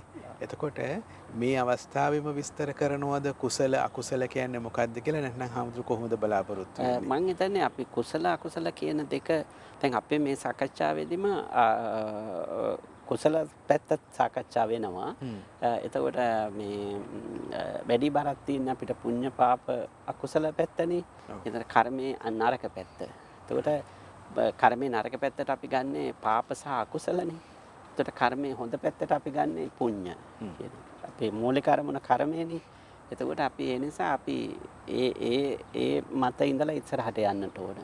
ඒ අතර අපේ සාකච්ඡාව ඉස්සරහට යනකොට අපිට කුසල සහ පුණ්‍ය කියන සහ මේ කුසල සහ අකුසල අතර මූලික වෙනස ඉදිරියේදී සාකච්ඡා කරන්න පුළුවන්. හොඳයි. දැන් අපි මූලික වශයෙන් මේ මූලික සංකල්පය පැහැදිලි කර ගන්නට ඕන. ඒ යටතේ දැන් පළවෙනි එක තමයි මම සඳහන් කරේ මේ කර්මය පිළිබඳ බෞද්ධ විග්‍රහයේ තියෙන ආචාර විද්‍යාත්මක, මනෝවිද්‍යාත්මක සහ ඥාන මීමාංසාත්මක පදනම. මේක කර්මය පිළිබඳ සෑම ඉගැන්වීමක්ම අන්තර්ගත වෙනවා. ඒකට කර්මය පිළිබඳව බෞද්ධ ඉගැන්වීම් සියල්ලම නැත්නම් සාකච්ඡා කරන සූත්‍ර දේශනා සියල්ලම අපි විශ්ලේෂණය කරොත් මේ කොටස් තුනට දාන්න පුළුවන්. කොටස් තුනක දාන්න පුළුවන්. දැන් උදාහරණයක් ඇටියට අපිට පේතවත්තු විමානවත්තු වල විස්තර කරන කම්මසාරික්කතා සංකල්පය වගේ ඒවා අපි දෙවෙනි සාකච්ඡාව වලට යනකොට පැහැදිලි කරගන්න පුළුවන්. ඒක ආචාර විද්‍යාත්මක පැහැදිලි කරන්න පුළුවන්. එතකොට දැන් අර නිබ්බේධික පරියාය, ලෝණපල, මහා කම්ම විභංග වගේ සූත්‍රවල තියෙනවා ඒකේ දාර්ශනික ඥාන මීමාංසාත්මක පද. එතකොට චුල්ලකම්ම විභංග වගේ සූත්‍රවල තියෙනවා ඒකේ ජනකාන්ත ලක්ෂණ. එතකොට මේ විදිහට මේ අවස්ථා තුනම අපිට හඳුනා ගන්නට ඕන. ඊළඟ කාරණේ තමයි එතකොට මෙන්න මේ පදනම් තුනක ඉඳගෙන තමයි පදනම් තුනක පිහිටමින් තමයි බුදුන් වහන්සේ කර්මය පිළිබඳ විග්‍රහ කරලා තියෙන්නේ. ඒතර බුදුන් වහන්සේගේ කර්මය පිළිබඳ විග්‍රහය ඔය පදනම් තුන ඇතුළත තමයි ඉදිරිපත් කරලා තියෙන්නේ. දෙවෙනි එක තමයි බුදුන් වහන්සේ මේ වෛදික කර්මය හෝ උපනිෂද් කර්මය හෝ ජෛන කර්මය හෝ ඒ කර්මයේ ඒ වගේ තියෙන යහපත් පැති පිළිගෙන තියෙනවා. නමුත් ඒවා තුළින් ඇතිවෙන සාවද්‍ය මතවාද, සාවද්‍ය දෘෂ්ටි ප්‍රතික්ෂේප කරලා තියෙන. උදාහරණයක් ඇටියට පුබ්බේ කත කම්මවාද. කියන්නේ සියල්ල පෙර කර්මයෙන් සිද්ධ වෙනවා කියන අදහස බුදු සමය ප්‍රතික්ෂේප කරනවා. ඉස්සර නිම්මානවාදය. මේ පුද්ගලයා පිටපස්සෙන් මේ ලෝකයේ නිර්මාණය කරන පුද්ගලයා නිර්මාණය කරන ਸਰව බලධාරී කෙනෙක් ඉන්නවා කියන එක ඒ නිර්මාණවාදයේ ප්‍රතික්ෂේප කරලා තියෙනවා. ඊළඟට අහේතු අපච්චවාදය කියලා කියන්නේ හේතු ප්‍රත්‍යක් නැතුව සියල්ල සිද්ධ වෙනවා කියන එකත් බුදු සමය ප්‍රතික්ෂේප කරලා තියෙනවා. එතකොට මේ අර කර්මයත් එක්ක ආපු අදහස් තුන වැරදි අදහස් බුදුන් වහන්සේගේ කර්මය පිළිබඳ ඉගැන්වීමෙන් ප්‍රතික්ෂේප කරලා තියෙනවා. අන්න ඒක එක දෙවෙනි ලක්ෂණය. ඊළඟ එක තමයි බුදු සමයේ මේ කර්මය පිළිබඳ විස්තර කරන්නේ හේතුඵල සම්පතියකට අනුව. මොකද මේක ආචාර විද්‍යාත්මකව ගත්තත් මනෝවිද්‍යාත්මකව ගත්තත් දාර්ශනිකව ගත්තත් මේ සියල්ල විස්තර කරන මූලික පදනම තමයි පටිච්චසමුප්පාද. හමුදුනේ මෙතනින් ඉස්සරහට යන්න කලින් හරි වැදගත් මට හිතෙනවා මතු කරන්න අර පුබ්බේ කත හේතුවාදය කියන එක. මේ වෙලාවේ බෞද්ධ සමාජයේ කර්මය දිහා බලන විදිහ ගොඩාක් පුබ්බේ කත හේතුවාදයට කියන්නේ පෙර කරපු මොකක් හරි ඒ විදිහට නේද තියෙන්නේ. කියන්නේ ඒක දැන් හුඟක් අය ඒ විස්තර කරන දේ මේක මගේ පෙර කරන ලද අකුසල කර්මයක් කියන එක. දැන් අපි මෙතන පරිස්සම් වෙන්නට ඕන ඒක සාකච්ඡා කරනකොට දැන් පුබ්බේත කත පුඤ්ඤතා කියලා මංගල සූත්‍රය කියනවනේ. එතකොට සංසාරික ජීවිතයේ එක්තරා මේ කර්මය කියන්නේ සසර සම්බන්ධ එකක්. අපි ඊළඟට ඒක පැහැදිලි කරන්නම්. පින කියන එක පෙර කරන ලද ප්‍රතිඵලයක් කියන එකත් විශ්වාස බුදු සමය ඉගෙනනවා. ඒක සම්පූර්ණයෙන් ප්‍රතික්ෂේප කරන්නේ පෙර කරන ලද කර්මය. ඒකට මේ කර්මය පිළිබඳව විස්තර කරනකොට බුදුන් වහන්සේගේ අපි කරන ලද කර්මයක් තියෙනවා නම් අපි කරන අපිට විපාක දෙන යම් දෙයක් තියෙනවා නම් ඒක සමානට අපි පෙර ආත්මේ කරපු එකක් වෙන්න පුළුවන්. එහෙම නැත්නම් මේ ආත්මේදී අපි කරපු දෙයක් වෙන්න පුළුවන්. ඒ විදිහට තමයි විස්තර කරන්නේ. කියන්නේ පෙර ආත්මේ කරපු දෙයක් වෙන්න පුළුවන්, මේ ආත්මේ කරපු දෙයක් වෙන්න පුළුවන්, මේ ජීවිතේ කරපු දෙයක් වෙන්න පුළුවන්, අතීත සංසාරේ කරපු දෙයක් වෙන්න පුළුවන්. හැබැයි මේ සියලුම අපි විඳින මේ කර්ම සියල්ල පෙර කර්මම නෙවෙයි. අන්න එතනයි තියෙන්නේ. දැන් අපි පිළිගන්න අපේ විශ්වාසය තියෙන්නේ අතන. අර වැරද්ද අන්න එතනයි. වැරද්ද මොකද්ද? අපි විශ්වාස කරනවා මේ ඔක්කොම පෙර කර්මය කියලා. දැන් ඒකනේ සමහරවිට මේක මගේ පෙර කර්මය. ඒත් වශයෙන්ම පෙර කර්මෙමත් නෙවෙයි. පෙර කර්මෙත් හේතු වෙන්න පුළුවන්. නමුත් ඒ වගේ මේ ජීවිතෙත් අපි කර්ම රැස් කරලා තියෙනවා. මේ කතා කරන මොහොතෙත් අපි කර්ම රැස් කරනවා. කර්ම රැස් කරනවා. දැන් අපි උදාහරණයක් ඇටියට ගත්තොත් එහෙම අපි කියමුකෝ අපි පුද්ගලයෙක් නිවැරදිව හඳුනා ගන්න නැතුව අපි මේ පුද්ගලයා පෛරුපාසානයට ගිහිල්ලා ඒ පුද්ගලයා ටික කාලයක් යනකොට අපි කරදරකාරයෙක් බවට පත් වෙන එක ඒක පෙර කර්මෙම නෙවෙයි. ඒක පෙර කර්මයට සම්බන්ධ කරන්න බෑ. අපි කියනවා මේ මගේ පෙර කර්මය තමයි මේ වගේ කෙනෙක් ආශ්‍රය කරන්න ලැබීම කියලා. දැන් උදාහරණයක් ඇටියට ඔය කර්මය පිළිබඳව උගාක වැරදි නිර්වචනයන් තියෙනවා පෞල් ජීවිතය හා සම්බන්ධ කරාම. එතකොට දැන් ස්වාමියා සහ බිරිඳ අතර ඇතිවන ගැටුම් මේ විතැන් කරන කර්මයට. ඒක වැරදි ඇත්තටම. එතකොට ඒකට ඒවට සමානලාවට හේතු වෙන්න පුළුවන් පෞගේ ආත්මවල සිද්ධ පව සංසාරේ එහෙම කරපු දේවල් හේතු වෙන්න පුළුවන්. ඒක එක හේතුවක් විතරයි. නමුත් වර්තමාන ජීවිතේ කරපු කොටස ඊට වැඩි. තමන් වැරදි කෙනෙක් තෝරා ගැනීම තෝරා ගැනීම අවබෝධයෙන් නොකිරීම ඊට පස්සේ ඒ තෝරාගත්තත් එතන තමන්ට අවබෝධයක් නැති නිසා ඒවා කලමනාකරණය කරගෙන ඉදිරියදා තමයි මැදිහත් වුණු විදියේ තියෙන ප්‍රශ්න නේද? එතකොට ඒ වගේ මේ පේන ප්‍රමාණය වැඩි ඇත්තටම. දැන් අපි උදාහරණයක් ඇටියට ගත්තොත් අපිට පෙර කරපු කර්මය අපිට පේන්නේ නැහැනේ. නමුත් අපිට එදිනෙදා ගත්තොත් එහෙම අපේ වර්තමාන ජීවිතේ දැන් ඕක පුබ්බේච කතකම්ම ඊට පස්සේ ditta ධම්ම මේ ජීවිතේ කරපු කම්ම. එතකොට මේ ditta ධම්ම වේදිනේ වශයෙන් නැත්නම් මේ වර්තමාන වශයෙන් කරපු ප්‍රමාණය වැඩි ඇත්තටම. අපි වැරදි කෙනෙක් තෝරගත්තා. අපි ඉක්මන් වුණා සමහරවිට. ඒක එක කාරණයක්. අපි කොහොම තෝරගත්තත් අපිට පුළුවන් නම් අවබෝධයෙන් යුක්තව ඒ ගැටලු निराකරණය කරගෙන ඉස්සරහට යන්න ඒකත් අපි කෙරෙන්නේ. ඊට පස්සේ අපි මේ ප්‍රශ්න විසඳන්න පාවිච්චි කරන ක්‍රමවේදයක් වැරදිනේ. අපි ඒකට අවශ්‍ය කරන විද්‍යාත්මක හා දාර්ශනික ක්‍රමවේදයක් නෙවෙයි පාවිච්චි කරන්නේ. අපි මේ ප්‍රශ්න එක්ක අපි නොපෙනෙන බලවේගයකට හේතු කරන්න යනවා. ඒක අපි මේ වගේ කණ්ඩායමකින් උපදෙස් ගන්න යනවා. ඒක අපි නැත්තම් සම්පූර්ණ මේ ප්‍රශ්නේ අපේ මේ පොරොන්දන් වලට විතැන් කරනවා. පොරොන්දන් වලට උන්නේ කරන්න හදනවා. එහෙම නැත්තම් අපි ග්‍රහතාරකා වලට දෙනවා. ඒක නොය වගේ ප්‍රශ්න තියෙනවා. ඉතින් එතකොට ඒ නිසා මේක මගේ පෙර කර්මය කියලා කියන එක පූර්ණ වශයෙන් සත්‍ය කාරණයක් නෙවෙයි. ආමුදුර මම හිතන්නේ අර හේතුඵලවාදය පටිච්ච සමුප්පාදය එක්ක දක්වා ඒක තමයි හරු විස්තර කරන්න පටන් ගත්තේ නේද? මේ කර්මය බෞද්ධ කර්මය සම්බන්ධ අදහස පටිච්ච සමුප්පාදයෙන් වෙන් වූ එකක් නෙවෙයි. පටිච්චසමුප්පාදයේ තුල තමයි මේක ඉදිරිපත් කරන්නේ. ඊළඟට මේ දැන් කර්මය කියලා කියන්නේ පුද්ගල ක්‍රියානේ. කම්ම කියන්නේ පුද්ගල ක්‍රියා. හැබැයි පුද්ගල ක්‍රියා කිව්වම මේක තව ටිකක් ඉස්සරහට සාකච්ඡා කරනකොට පැහැදිලි වෙයි. අපි ඒකේ මනෝවිද්‍යාත්මක පදනම. දැන් මේ පුද්ගල ක්‍රියා කායික වාචික මානසික ක්‍රියා තමයි මෙතන කම්ම කියලා ගන්න. එතකොට ඒවා ඒ ක්‍රියාව නැත්තම් පුද්ගලයාගේ කායික වාචික මානසික ක්‍රියාව බුදු සමයේ දෙආකාරයකට සලකා බලනවා. එකක් තමයි ඒ ක්‍රියාව නිර්වාණගාමී ප්‍රතිපදාවට නැත්තම් අවසාන විමුක්තියට කොහොමද සම්බන්ධ වෙන්නේ කියන එක පිළිබඳව. ඒක ආධාර කරනවා. එතකොට අන්න ඒව තමයි අර කුසල පක්ෂයට බර ක්‍රියා. එතකොට ඒව තමයි නිවනට කෙලින්ම අදාළ වෙන්නේ. දැන් එතකොට පැහැදිලි කුසල කියන එකත් යම් පමණකට පැහැදිලි වෙනවා. දැන් මේ කුසලයට අදාළ වෙන ක්‍රියාකාරකම් තමයි නිවනට කෙලින්ම සම්බන්ධ වෙන්නේ. ඊට පස්සේ අපිට සමහර ක්‍රියා තියෙනවා සංසාරික පැවැත්මට හේතු වෙනවා. අන්න ඒව තමයි පුණ්‍ය සහ පාප අකුසල කියලා කියන්නේ. එතකොට අකුසල නම් ඒවා පාප නම් ඒවා සංසාරයේ බුදුසමය විස්තර කරන සංසාරයේ පුනර්භවයේ ඒ කාරණා යටතේ විස්තර කරන මේ සසර දුක පිණිස පවතිනවා. සසර දුක පිණිස පවතිනවා. එතකොට අපි කියමුකෝ යම් කිසි කෙනෙක් ඉන්නවා නම් එයා මේ පුනර්භවය හෝ සංසාරය පිළිගන්නේ නැහැ කියලා අපි කියමුකෝ නිකන් උදාහරණයක් විදිහට. ඒතර එයා කොහොමද මේක තේරුම් ගන්නේ? එයාට තේරුම් ගන්න පුළුවන් මේ කරන ලද පාප කර්ම නැත්තම් මේ කරන ලද අකුසල කර්ම මෙලෝ වශයෙන් අපිට චිත්ත පීඩාවක් ඇති කරනවා. මෙලෝ වශයෙන් අපිට හානි කරනවා. මෙලෝ වශයෙන් සමාජයට හානි කරනවා. අන්න ඒ කියන්නේ මෙලෝ වශයෙන්ම අපිට ඒකේ ආදීනව තේරුම් ගන්න පුළුවන්.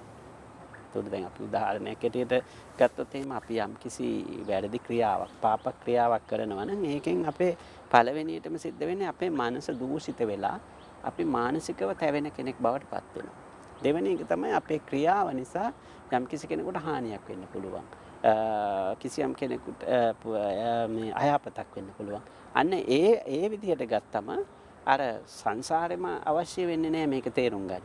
මේ ක්‍රියාව නරකයි කියන එක සහ ඒකේ ප්‍රතිඵල නරකයි, ඒකේ සමාජයට සහ පුද්ගලයාට හානිදායකයි, මනසට බලපානවා කියන එක තේරුම් ගන්න සංසාරෙම අවශ්‍ය නැහැ. මේ වර්තමාන අත්දැකීම් තුළින්ම තේරුම් ගන්න පුළුවන්. එතකොට බුදු සමය මේ අංශ දෙකම සලකා බලනවා. එකක් තමයි අපේ චර්යාවන්, අපි කායික වාචික මානසිකව කරන ක්‍රියාකාරකම් ඍජුවම නිවනට සම්බන්ධ වෙනවා. ඒවා තියෙනවා.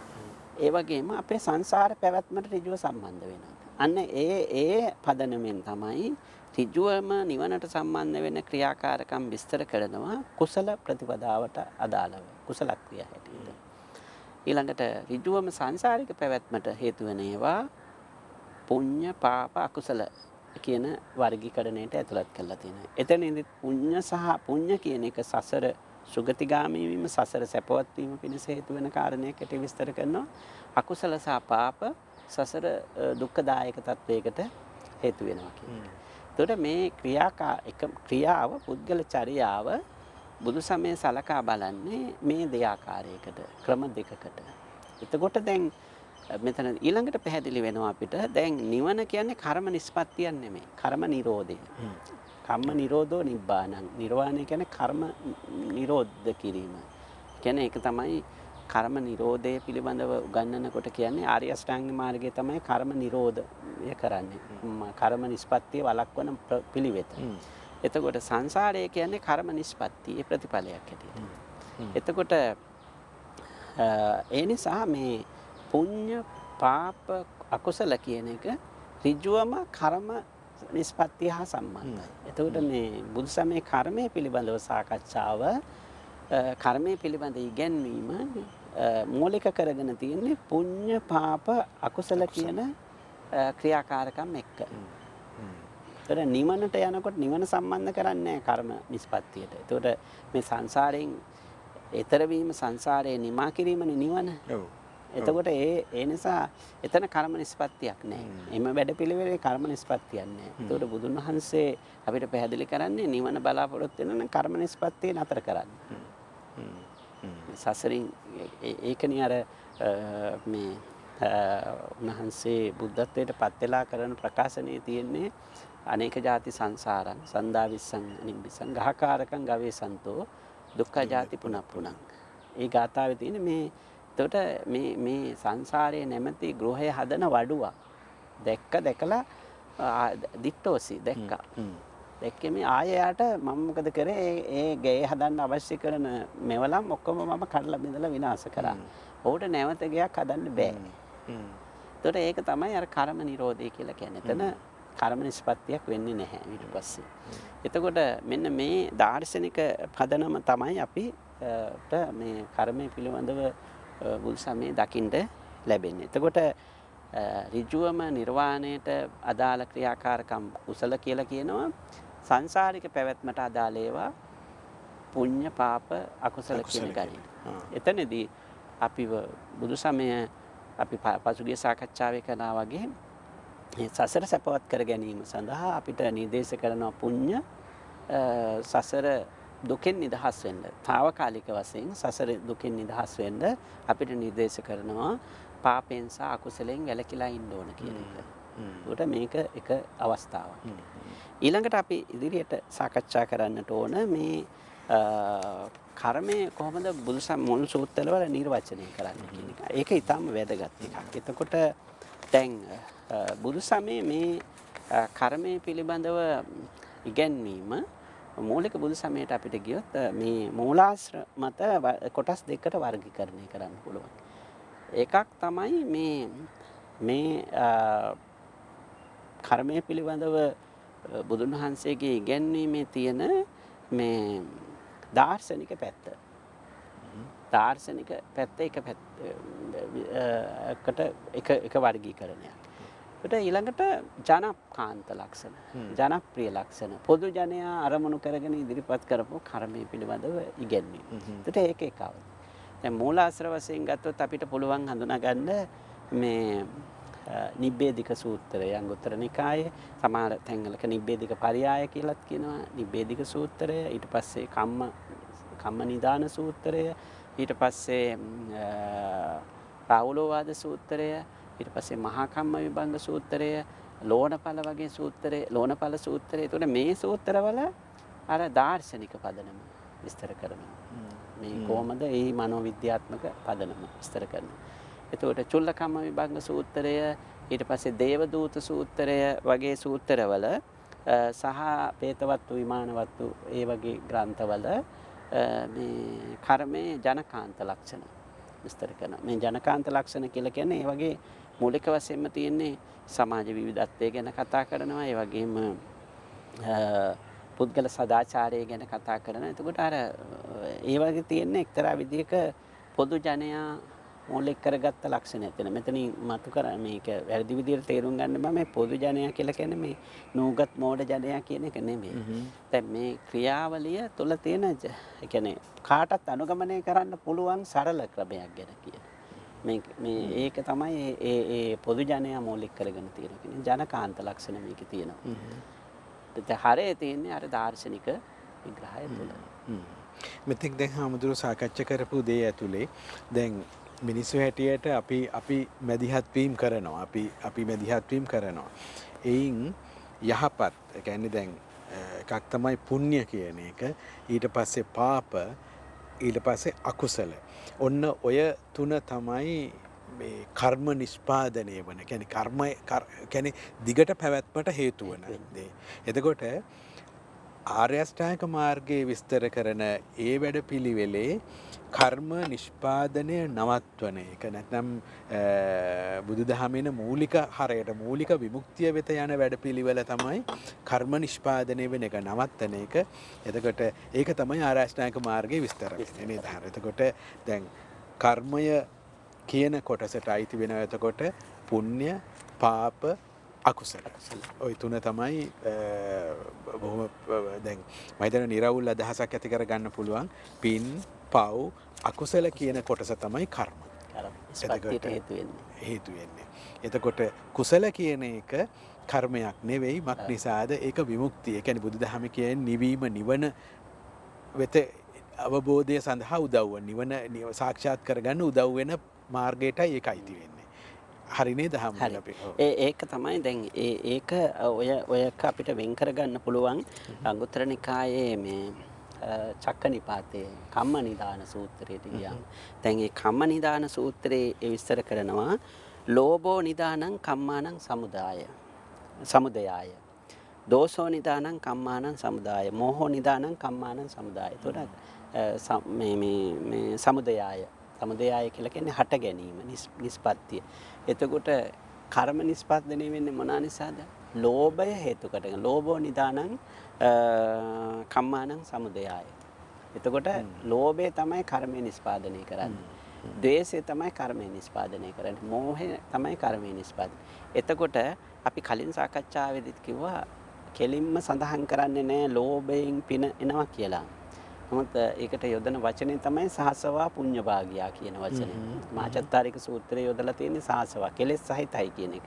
අපි එදත් අපි ඒක පැහැදිලි කරා ඒ සාකච්ඡාවේදීත් මේක පින කියන එක ලෝභ ලක්ෂණ තියෙනවා මේක තුළ ඒ කෙලෙස් සහිතයි කියලා කියන එකයි ඒකෙන් කිව්වේ. මොකද අර ලෝභය කිව්වම මේක ටිකක් දරුණුයිනේ.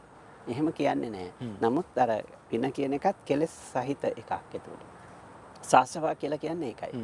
එතකොට අපිට පැහැදිලි දැන් පාපයට මුල් වෙන්න ලෝභ දෝෂ මෝහනේ. අකුසලයට මුල් වෙන්නේ ලෝභ දෝෂ මෝහ. එතකොට ඒ අර්ථයෙන් ගත්තම. එතකොට ඊළඟට නබික්කවේ ලෝභ අලෝභෝ සමුදති. ලෝභයෙන් අලෝභය නිස්පාදනය වෙන්නේ කවදාකවත්. ඒක තමයි ධර්මතාවය. ධර්මතාවයේ කවදාකවත් ලෝභයෙන් අලෝභය නිස්පාදනය වෙන්නේ නැහැ. අතකෝ බික්කවේ ලෝභ ලෝභෝව සමුදාති. සමුදේති. ලෝභයෙන් ලෝභයමයි නිස්පාදනය වෙන්නේ. ද්වේෂයෙන් ද්වේෂයමයි නිස්පාදනය වෙන්නේ. මෝහයෙන් මෝහමයි විශ්වාස. එතකොට අපි ද්වේෂ කරන්න ද්වේෂයම තම වර්ධනය වෙනවා. ද්වේෂයෙන්ම වර්ධනය වෙනවා. ඒකෙන් ද්වේෂය නිරෝධ වීමක් වෙන්නේ නැහැ. ද්වේෂය නැතිවීමක් සිද්ධ වෙන්නේ නැහැ. එතකොට ඊළඟට මේ සූත්‍රයේදී පැහැදිලි කරනවා ලෝභජේන කම්මේන දෝෂජේන කම්මේන මෝහජේන කම්මේන දේවා පඤ්ඤායන්ති න මනුස්සා පඤ්ඤායන්ති යාවා පනඤ්ඤාපි කාච සුගතියෝ න බික්කවේ ලෝභජේන කම්මේන දෝෂජේන කම්මේන මෝහජේන කම්මේන දේවා පඤ්ඤායන්ති. දෙවියෝ කියලා කොටසක් ඉන්නවා නම් ඒ දේවත්වය නැත්තම් ඒ අපි කියමුකෝ දිව්‍ය ලෝක කියලා. ඒ දිව්‍ය ලෝක වලට ලෝභ දෝෂ ඒකෙන් දෙවියෝ ලෝභ දෝෂ මෝහ වලින් නිස්පාදනය වෙන්නේ නැහැ. එතකොට මනුස්සා පඤ්ඤායති. මනුස්ස ලෝකයට එන්න බෑ. එතකොට යාපන අඤ්ඤාපි කාච සුගතිය. සුගතියකට යන්න බෑ. එතකොට දැන් සුගතිගාමි වෙන්නේ කොහමද? මේ ලෝභ දෝෂ මොහ වලින් නෙමෙයි සුගතිගාමි වෙන්නේ. සුගතිය කියලා ලෝකයේ දෙයක් තියෙනවා නම් ඒක ලෝභ දෝෂ මොහ වලින් නිස්පාදනය වෙන එකක් නෙවෙයි. ඒක අලෝභ දෝෂ මොහ වලින් නිස්පාදනය වෙන එකක්. ඊළඟට තවත් එහා පැත්තට ගිහිල්ලා බුදුන් වහන්සේ විස්තර කරනවා මේ නබික්කවේ අලෝභජේන කම්මේන අදෝෂජේන කම්මේන අමෝහජේන කම්මේන නිරයෝ පඤ්ඤාය. නිරය කියලා එකක් අපි දැන් සමේ මේ සංසාරේ විස්තර කරනකොට ඒ සංසාරේ එක එක මේ අවස්ථා විස්තර කරනවානේ. ඒ කියන්නේ දුගති සුගති කියලා කියනවා. එතකොට දුගති කියලා කියන්නේ නිරය, තිරස්ථාන ලෝකය, ඊට පස්සේ പ്രേත ලෝකය, අපාය ආදි වශයෙන් නිරය ඒ ආදි වශයෙන් ඒ දුගතිය විස්තර කරනවා. සුගතිය කියන දිව්‍ය ලෝක සහ මනුෂ්‍ය ලෝක කියලා. ඒක අභිධර්මයේ තවත් එහාට ගිහිල්ලා කාමාවචර ලෝක කියලා විස්තර කරනවා. ඒතකොට කාමාවචර ලෝක වලට වැටෙන්නේ මනුෂ්‍ය ලෝකය, දිව්‍ය ලෝකය සහ සතර අපාය ආදි වශයෙන් විස්තර කරනවා. මේ ඒක අර මේ සංසාරික ක්‍රියාකාරීත්වයේ විවිධ විදිහට විස්තර කරනවා. එතකොට මේ සුගතිය කියලා ලෝකයේ දෙයක් තියෙනවා නම් බුදුන් වහන්සේ කියන්නේ ඒ සුගතිය කියන එකක් ලෝභ දෝෂ මොහ වලින් නිස්පාදනය වෙන එකක් නෙවෙයි. දුගතිය කියන එක මේ අලෝභ දෝෂ මොහ වලින් නිස්පාදනය වෙන එකක් නෙවෙයි. දුගතිය කියලා කියන්නේ මොකද්ද? න බික්කවේ අලෝභ ජේන කම්මේන අදෝෂ ජේන කම්මේන අමෝහ ජේන කම්මේන නිරයෝ පඤ්ඤාය. අලෝභ දෝෂ මොහ වලින් නිරය කියලා එකක් නිස්පාදනය වෙන්නේ නැහැ. තිරච්ඡානය තිරිසන් ලෝකයේ කියලා එකක් නිස්පාදනය වෙන්නේ නැහැ. පෙත්තිවිසය പ്രേත ලෝකයේ කියලා එකක් නිස්පාදනය. පනඤ්ඤාපි කාචි දුගතිය වෙන කිසියම් දුගතියක් නිර්මාණය වෙන්නේ නැහැ. එතකොට අපිට පැහැදිලි මේ සඳහා මේ කියන්නේ මේ කර්ම නිස්පත්තිය සඳහා මුල් වෙන්නේ මොනවාද? ලෝභ දෝෂ මෝහ. ලෝභ දෝෂ මෝහ. එයින් ජනිත වෙන ඒ මනෝවිද්‍යාත්මක පදනම අනුව නිස්පාදනය වෙන කර්මවල ප්‍රතිඵලය තමයි දුගතිය. දුගතිය කියලා කියන්නේ නිරය ආදි වශයෙන් අපි ධර්මයේ විස්තර කරනවා. ඒකට ඒක ප්‍රතිඵලයේ විස්තර කරනවා විවිධ විදිහට. එතකොට දුක්ඛදායක අත්දැකීමක් ලැබෙන එකක් තමයි මේ මානසික පදනම් තුනෙන්ම නිෂ්පාදනය වෙන්නේ. ඒ කියන්නේ ලෝභ දෝෂ මෝහ මුල් වෙලා කරන ක්‍රියාවකින් නිෂ්පාදනය වෙන්නේ ඒ ප්‍රතිඵලය තමයි දුගතිය. ඒ දුගතිය විවිධ විදිහට විස්තර කරනවා. අපි ඒක පැත්තකින් තියමුකෝ. ඒක අපිට අපි අත්දැකීම් වලින් ඔබ්බේ තියනවා කියලා. අපි සාමාන්‍යයෙන් අපි නිරේ අත්දැකලා නැහැ තාම. අපි මේ ඒ කියන්නේ තිරිසන් ලෝකේ අපි අත්දැකලා තියෙනවා. තිරිසන් ලෝකයේ තුල තියෙන්නේ මේ ඔවුනෝන් මරාගෙන කෑම තමයි තිරිසන් ලෝකයේ තුල තියෙන්නේ. බය සහ ඔවුනෝන් මරාගෙන කෑම. වෙන මේකක් නැහැනේ. හැම සතෙක්ම ජීවත් වෙන්නේ බයෙන්. හැම මොහොතකම බයෙන් ඉන්නේ. ඒ මොකද තවත් සතෙකුගේ ගොදුරක් බවට පත් වෙන්න පුළුවන් කියන. ඒක තුල හැම මොහොතකම බය තියෙන තිරිසන් ලෝකයේ තියෙන. එතකොට අපි තිරිසන් ලෝකේ ගත්තොත් එimhe තිරිසන් ලෝකයේදී අපි සදාචාරය ඒව ගැන කතා කරන්නේ නේකයි. එතන තවත් එකක් මතු කරන්නට ඕන මේක තිරස්චාන ලෝකය ගැන කතා කරන්න අපි ගත්ත නිසා ඔය හුඟක් අය මේ කර්මය තිරිසන් ලෝකෙට ඇඳෙනවා. කර්මය කියන්නේ දැන් කර්මය සමහර අය මේ තිරිසන් සතුන්ගේ ජීවිතයටත් ඇඳෙනවා. දැන් උදාහරණයකට සමහර හිතනවා මේ පූසෙක් මීයක් අල්ලන එක ඒ පූසා කරන අකුසල කර්මයක් කියලා පාප කර්මයක් කියලා. ඒක වැරදි. මෙතන හොඳට මතක තියාගන්නට ඕන දෙයක් තමයි බුදුන් වහන්සේගේ කර්මය පිළිබඳ ඉගැන්වීම මිනිසා කේන්ද්‍ර කරගෙන ඉදිරිපත් කරලා තියෙන්නේ. ඒ මොකද අපි තව ගියේ නෑ ඒක නිර්වචනයේට චේතනහම් භික්කවේ කම්මං වදාමි චේතයිත්වා කායේන වාචා මනසා කම්මං කරෝති කියන. ඒ නිර්වචනයේ ඉන්නේ නිබ්බේධික සූත්‍රයේ. ඒක අනුව සචේතනික ක්‍රියාවක් කරන්න පුළුවන් කාටද? මිනිසුන්ට විතරයි. එතකොට සත්ත්ව ලෝකයේ තියෙන්නේ ඒ සත්ත්ව චර්යාව. ඒකට අදාළ චර්යාව. ඒක තුල තියෙන්නේ පූසෙක් මීයක් අල්ලගෙන කනවා. එතකොට කොටියෙක් මොෙක් හරි එළුවෙක් හරි හරකෙක් හරි අල්ලගෙන කනවා. එතකොට සිංහෙක් තව ඒ වගේ සතෙක් මරලා අනුභව කරනවා. එතකොට ඒක සත්ත්ව ලෝකෙ. ඉතින් ඒක සත්ත්ව ලෝකෙට ප්‍රාණඝාතය ආරෝපණය කරන්න යන්නේ. අනිත් කාරණේ තමයි ඒ වාට අපි මැදිහත් වෙන්න යන්නත් හොඳ නැහැ. දැන් මේ ඒක තමයි මේ ජීව ලෝකයේ තියෙන ස්වභාවය. ඒ කියන්නේ ඒකෙන් අපි අපේ සතුන්ගෙන් තව සතෙකුට හානි නොවන එක වළක්වන්න පුළුවන් නම් හොඳයි. හැබැයි ඒකට දැන් අපි උදාහරණයකට අපි ගෙවල් වල ඇති කරන පූසෙකුට අපි කෑම බීම දෙනවනේ. ඒකට ඔක්කොම අපි දෙනවා යාට. ඒ නිසා එයාට ලේනෙක් අල්ලන එක අපි අනුමත කරන්න බෑ. මොකද එයාට තියෙන අපි හදලා තියලා අරක වැළක්වුවාට කමක් නැහැ. නමුත් ලේනෙක් ඇල්ලුවා කියලා එයාට දඬුවම් කරන්න බෑ. මොකද ඒක සත්ත්ව ලෝකයේ ස්වභාවය. ඒක සත්ත්ව ලෝකයේ. ඒ නිසා හුඟක් අය මේ මට ඇහිලා තියෙනවා මේ සත්ත්ව ලෝකෙට මේක දාලා විවරණය කරන්න. ඒ නිසා මේ බුදුන් වහන්සේගේ මේ කර්මය පිළිබඳ ඉගැන්වීම සත්ත්ව ලෝකෙට අදාළ එකක් නෙමෙයි. හැබැයි අර අකුසල කර්මවල විපාක හැටියට තිරච්ඡාන ලෝකයක් ගැන විස්තර කරනවා. දැන් මෙතනත් ඒක පැහැදිලිනේ. එතකොට අකුසල කර්මවල විපාක හැටියට පාප කර්මවල විපාක හැටියට තිරිසන් ලෝකයක උප්පත්තියක් ගැන කතා කරනවා. නමුත් ඒක ප්‍රතිඵලයක් මිසක සත්ත්ව ලෝකයට මේක ආරෝපණය කළේ නැහැ. අන්න එතනදී අපි ඉතා පරිස්සම් වෙන්න ඕන. හුඟක් දෙනෙක් කරන වැරද්දක් තමයි මේ කර්මයේ સિદ્ધාන්තේ මේ අනිකොත් ජීව ලෝකයටත් ඇතුල් කරන්න යනවා. ඒක වැරදි එක. ඒකට අපිට පැහැදිලි දැන් මේ කම නිදාන සූත්‍රයට අනුව කර්මයේ මනෝවිද්‍යාත්මක පදනම තමයි ලෝභ දෝෂ මෝහ. ලෝභ දෝෂ මෝහ.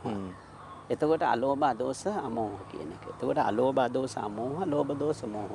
එතකොට අලෝභ අදෝෂ අමෝහ වලින් දුගතිය සුගතිය තීරණය කරනවා. ලෝභ දෝෂ මෝහ වලින් දුගතිය තීරණය වෙනවා. ඒක තමයි මනෝවිද්‍යාත්මක පදනම.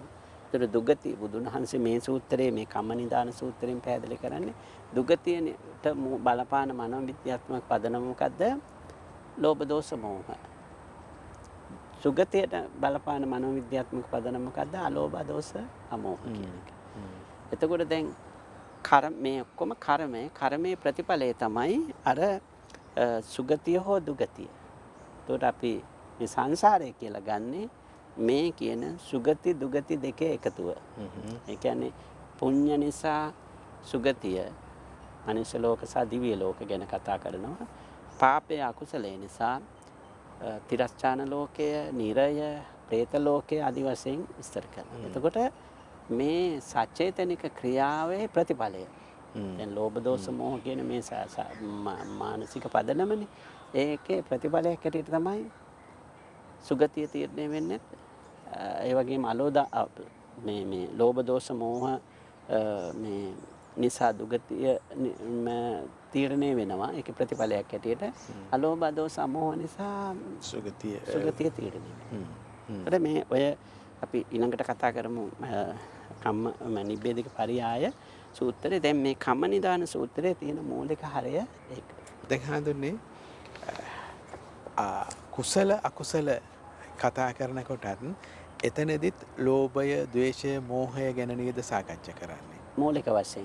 එතකොට කුසල මෙතන කුසල කියන එකටත් අලෝභ දෝෂ තමයි මුල් වෙන්නේ. ඒක ටිකක් වෙනත් සූත්‍රයක වෙනත් තැනක ඉතින් සාකච්ඡා කරලා තියෙනවා. එතකොට අපි ඒක වෙනම දවසක මොකද මේක අපි මේකට සම්බන්ධ දැන් ওই ගැටලුව එනවා. අසන්න කෙනෙකුට එනවා ගැටලුව. ඒ කියන්නේ මේ දැන් මෙතන කම්ම නිදාන සූත්‍රයේ එන විදිහට අලෝභ දෝෂ අමෝහ කම්ම සමුදය ගැන කතා කරනවා. එතකොට කුසලයත් අපි කතා කරන්නේ කම්ම නිරෝධයට යන එකයි. මේකට සම්බන්ධ වෙන්නේ කියන්නේ. දැන් ඒක අපි මෙතන කතා කරොත් ඒක හොඳයි. අපි ඉස්සරහට ඒක වෙනම සාකච්ඡාවට ගන්න ඕන. හොඳයි. එතකොට මුල් බුදු සමයේ කර්මය සම්බන්ධ සූත්‍ර ඇසුරින් හමුදුරන්ට තව විස්තර කරන්න බලන්න. තව විස්තර කරන්න තියෙන එකක් තමයි අපි ප්‍රකටම නිර්වචනය ඇතුළත් වෙන්නේ මේ නිබ්බේධික සූත්‍රය. මේ නිබ්බේධික සූත්‍රය ඊටාම දාර්ශනික එකක්. මේක අපි කර්මය පිළිබඳව සාකච්ඡා කරන අය මේක එක කෑල්ලක් විතරක් තමයි අරගෙන තියෙන්නේ. මේ සූත්‍රයේ මේ කර්මය පිළිබඳව ප්‍රශ්න මේ කර්මය විතරක් නෙමෙයි තව සෙසු කාරණාත් ඒක සාකච්ඡා කරනවා. කර්මය කියන මාතෘකාව යටතේ ප්‍රශ්න 6ක් නගනවා. ප්‍රශ්න 6ක් මේ ඉදිරිපත් කරනවා. එතකොට මොකද්ද කර්මය කියන්නේ? එතකොට මේ කර්මය ඇති වෙන්නේ කොහොමද කියන එක පිළිබඳව. ඊළඟ කර්මයේ විවිධත්වය කියන්නේ මොකද්ද? කර්මයේ විපාක මොනවද? ඊට පස්සේ කර්ම නිරෝධ කරන්නේ කොහොමද? ඒකේ මාර්ගය මොකද්ද කියලා. আদি වශයෙන් ප්‍රශ්න 6ක් අහනවා. ඒ ප්‍රශ්න 6ට දෙන උත්තර 6ක් තියෙනවා. ඒ උත්තර 6න් පළවෙනි එක තමයි කර්මය කියන්නේ මොකද්ද? අන්න ඒක තමයි අපි නිතර උපුටා දක්වන චේතනහම් භික්ඛවේ කම්මං වදාමි චේතයිත්වා කම්මං කරෝති කායේන වාචා මනසා. කායේන වාචාය මනසා කියලා. මේක තමයි අපි කර්මය පිළිබඳව මූලික නිර්වචනය. ඒතර මේ නිබ්බේධික සූත්‍රයේ ඇතුළත් වෙන මේ સિદ્ધාන්තය තමයි මේ න්‍යාය මේ ප්‍රකාශනය තමයි බුදුන් වහන්සේ ඉදිරිපත් කරපු කර්මයේ පිළිබඳ බෞද්ධ නිර්වචනය. මේක පැහැදිලි කර ගැනීම ඉතාම වැදගත්. මොකද මෙතන බුදුන් වහන්සේ යොදන්නේ චේතනාහම් භික්ඛවේ කම්මං වදාමි. චේතනාව තමයි කර්මය කියලා කියන්නේ. චේතයිත්වා කම්මං කරෝති කායේන වාචාය මනසා. චේතයිත්වා චේතනයේ කොට කයින් වචනයෙන් ක්‍රියාත්මක කරනවා. කයින් වචනෙන් මනසින් ක්‍රියාත්මක. කායේන වාචාය මනසා. එතකොට දැන් චේතනාව තමයි කර්මය කියලා කියන්නේ. මොකද චේතනාව. චේතයිත්වා කිව්වම ඒක එතන ක්‍රියාකාරක. චේතනා කිව්වම එතන ක්‍රියාකාරීත්වයක් නැහැ චේතනා කිව්වම. එතකොට චේතයිත්වා කිව්වම එතන ක්‍රියාවක් තියෙනවා. එතකොට දැන් චේතනාව තමයි කර්මය. චේතයිත්වා චේතනයේ කොට සිතින් කයින් වචනෙන් ක්‍රියාත්මක කරන අන්න ඒක තමයි කර්මය කියන්නේ. ඒක තමයි නිර්වචනය. එතකොට අපිට මේක පැහැදිලි කර ගැනීම වැදගත්. දැන් මේ චේතනාව කියන එක මේ හුඟක් මේ ගැඹුරින් විස්තර කරලා තියෙනවා. දැන් මේක තමයි මූලික විවරණය මේ නිබ්බේධික සූත්‍රයේ. එතකොට ඒ අනුව කර්මය යන සචේතනික සිදුවන ක්‍රියාවක් පවණයි. ඔක්කොම ක්‍රියා කර්ම ගණයට වැටෙන්නේ නැහැ. ඔක්කොම ක්‍රියා කර්ම ගණයට වැටෙන්නේ සචේතනිකව සිදුවන ක්‍රියා පමණයි මෙතන කර්ම ගණයට වැටෙන්නේ. දැන් මේ සචේතනික තත්ත්වය ඇති වෙන්නේ කොහොමද? ඉන්ද්‍රියන්ගෙන් ලැබෙන අරමුණු පදනම් කරගෙන තමයි මේ සචේතනික තත්ත්වය ඇති වෙන්නේ. දැන් බලන්න නාම රූප පිළිබඳ විග්‍රහය ගත්තොත් ඒ නාම රූප විග්‍රහයේ මේ විස්තර කරනවා හාමුදුරනේ මේ නාම කියන්නේ මොනවද කියන එක. එතකොට ඒ නාම ධර්ම හැටියට කියන්නේ මේ වේදනා සංඥා චේතනා පස්ස මනසිකාර. නාම රූප කියලා අපි දැන් හුඟක් වරද්දගෙන තියෙන එකක් ඔතන. ඔය හුඟක් අය නාම කියලා ගන්නේ අර පංචස්කන්ධය පිළිබඳ විස්තරේන වේදනා සංඥා සංකාර විඥාන කියලා. ඒක අභිධර්මයෙන් ආපු අදහසක් අපිට. මුල් සූත්‍රවල නෙමෙයි. දැන් මේ සූත්‍රය ඇතුළත් වෙන්නේ සංයුත්ත නිකාය විභංග සූත්‍රය. සංයුත්ත නිකාය විභංග සූත්‍රයට ගියොත් නාම රූප පිළිබඳව මුල් නිර්වචනය හඳුනා ගන්න පුළුවන්. ඒකට එතන තියෙන නාම කියලා කියන්නේ වේදනා සංඥා චේතනා පස්ස මනසිකාර. මේ ක්‍රියාකාරී අවස්ථා පහේ එකතුව තමයි නාම කියලා කියන්නේ. එතකොට නාම ධර්ම කියලා කියන්නේ. එතකොට අපේ නාම ධර්ම ක්‍රියාත්මක වෙන්නේ මේ අවස්ථා පහම එක රාශී වෙලා. මෙතන ක්‍රියාකාරී අවස්ථා පහක් ගැන කියන්නේ. නමුත් අපේ සාම්ප්‍රදායේ විස්තර තමයි නාම කියලා ගන්න වේදනා සංඥා සංකාර විඥාන. ඒවත් මනසේ ක්‍රියාකාරී අවස්ථා තමයි.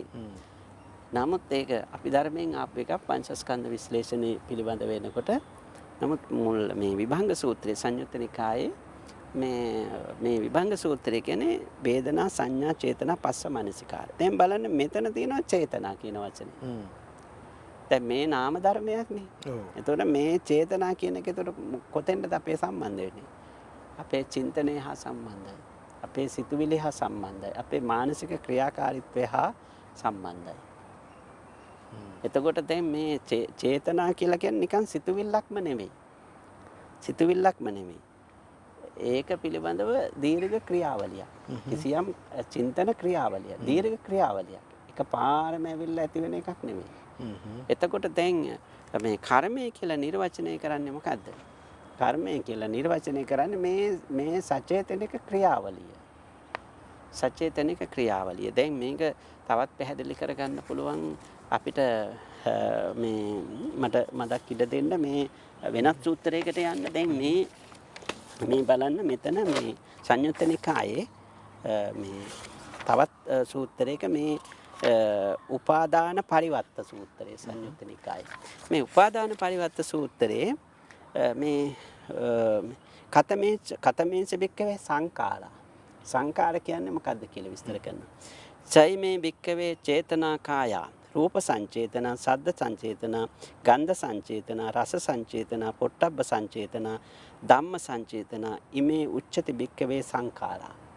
අන්න එතන සංචේතන, සද්ද සංචේතන. එතකොට ශබ්දයේ මූලික කරගත්ත මානසික ක්‍රියාවලියක් එතන තියෙනවා. එතකොට ශබ්දේ අපිට එන්නේ කොහෙන්ද? අපිට අපේ කන ශබ්දේ චක්කුංච පටිච්ච සද්දංච ඒ කියන්නේ මේ චක්කුංච පටිච්ච රූපේච.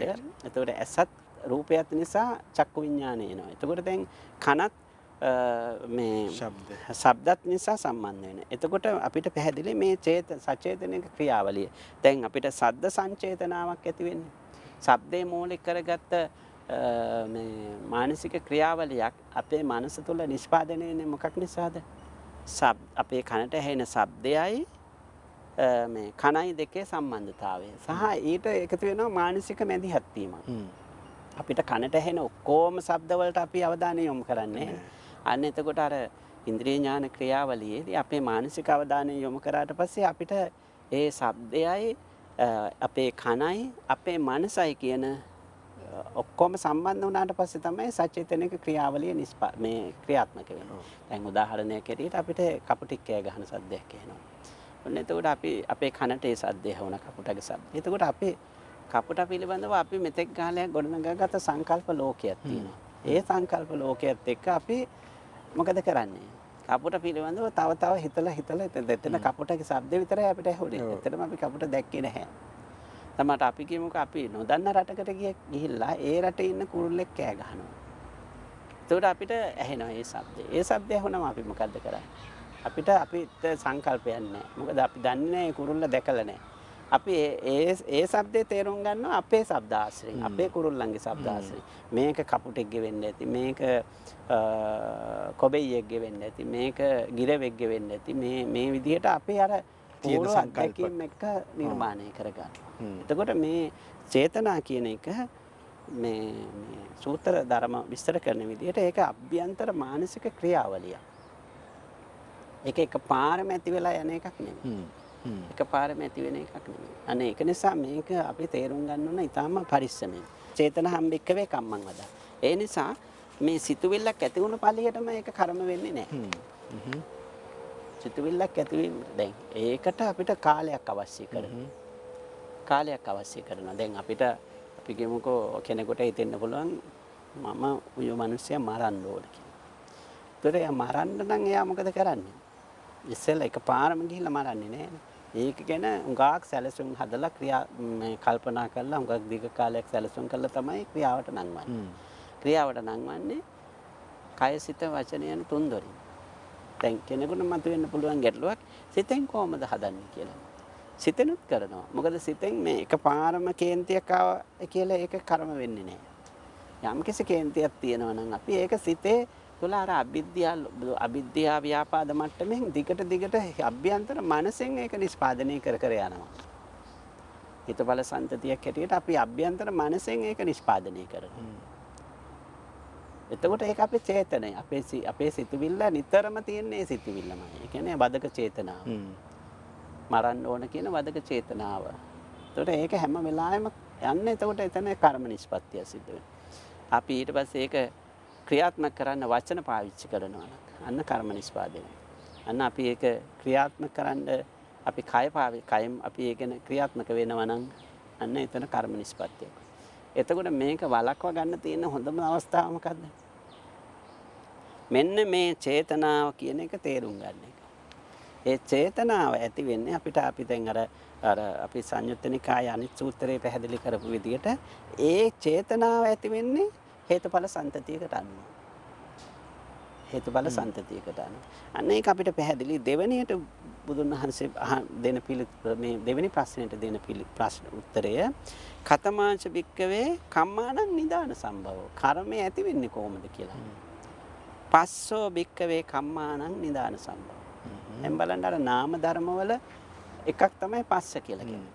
පස්ස කියන්නේ මොකද්ද? ඉන්ද්‍රිය සහ අරමුණු අතර ගැටුම. ඉන්ද්‍රිය අරමුණ අතර ගැටුමනේ. ඒකට ශබ්දයක් ඇහුණා.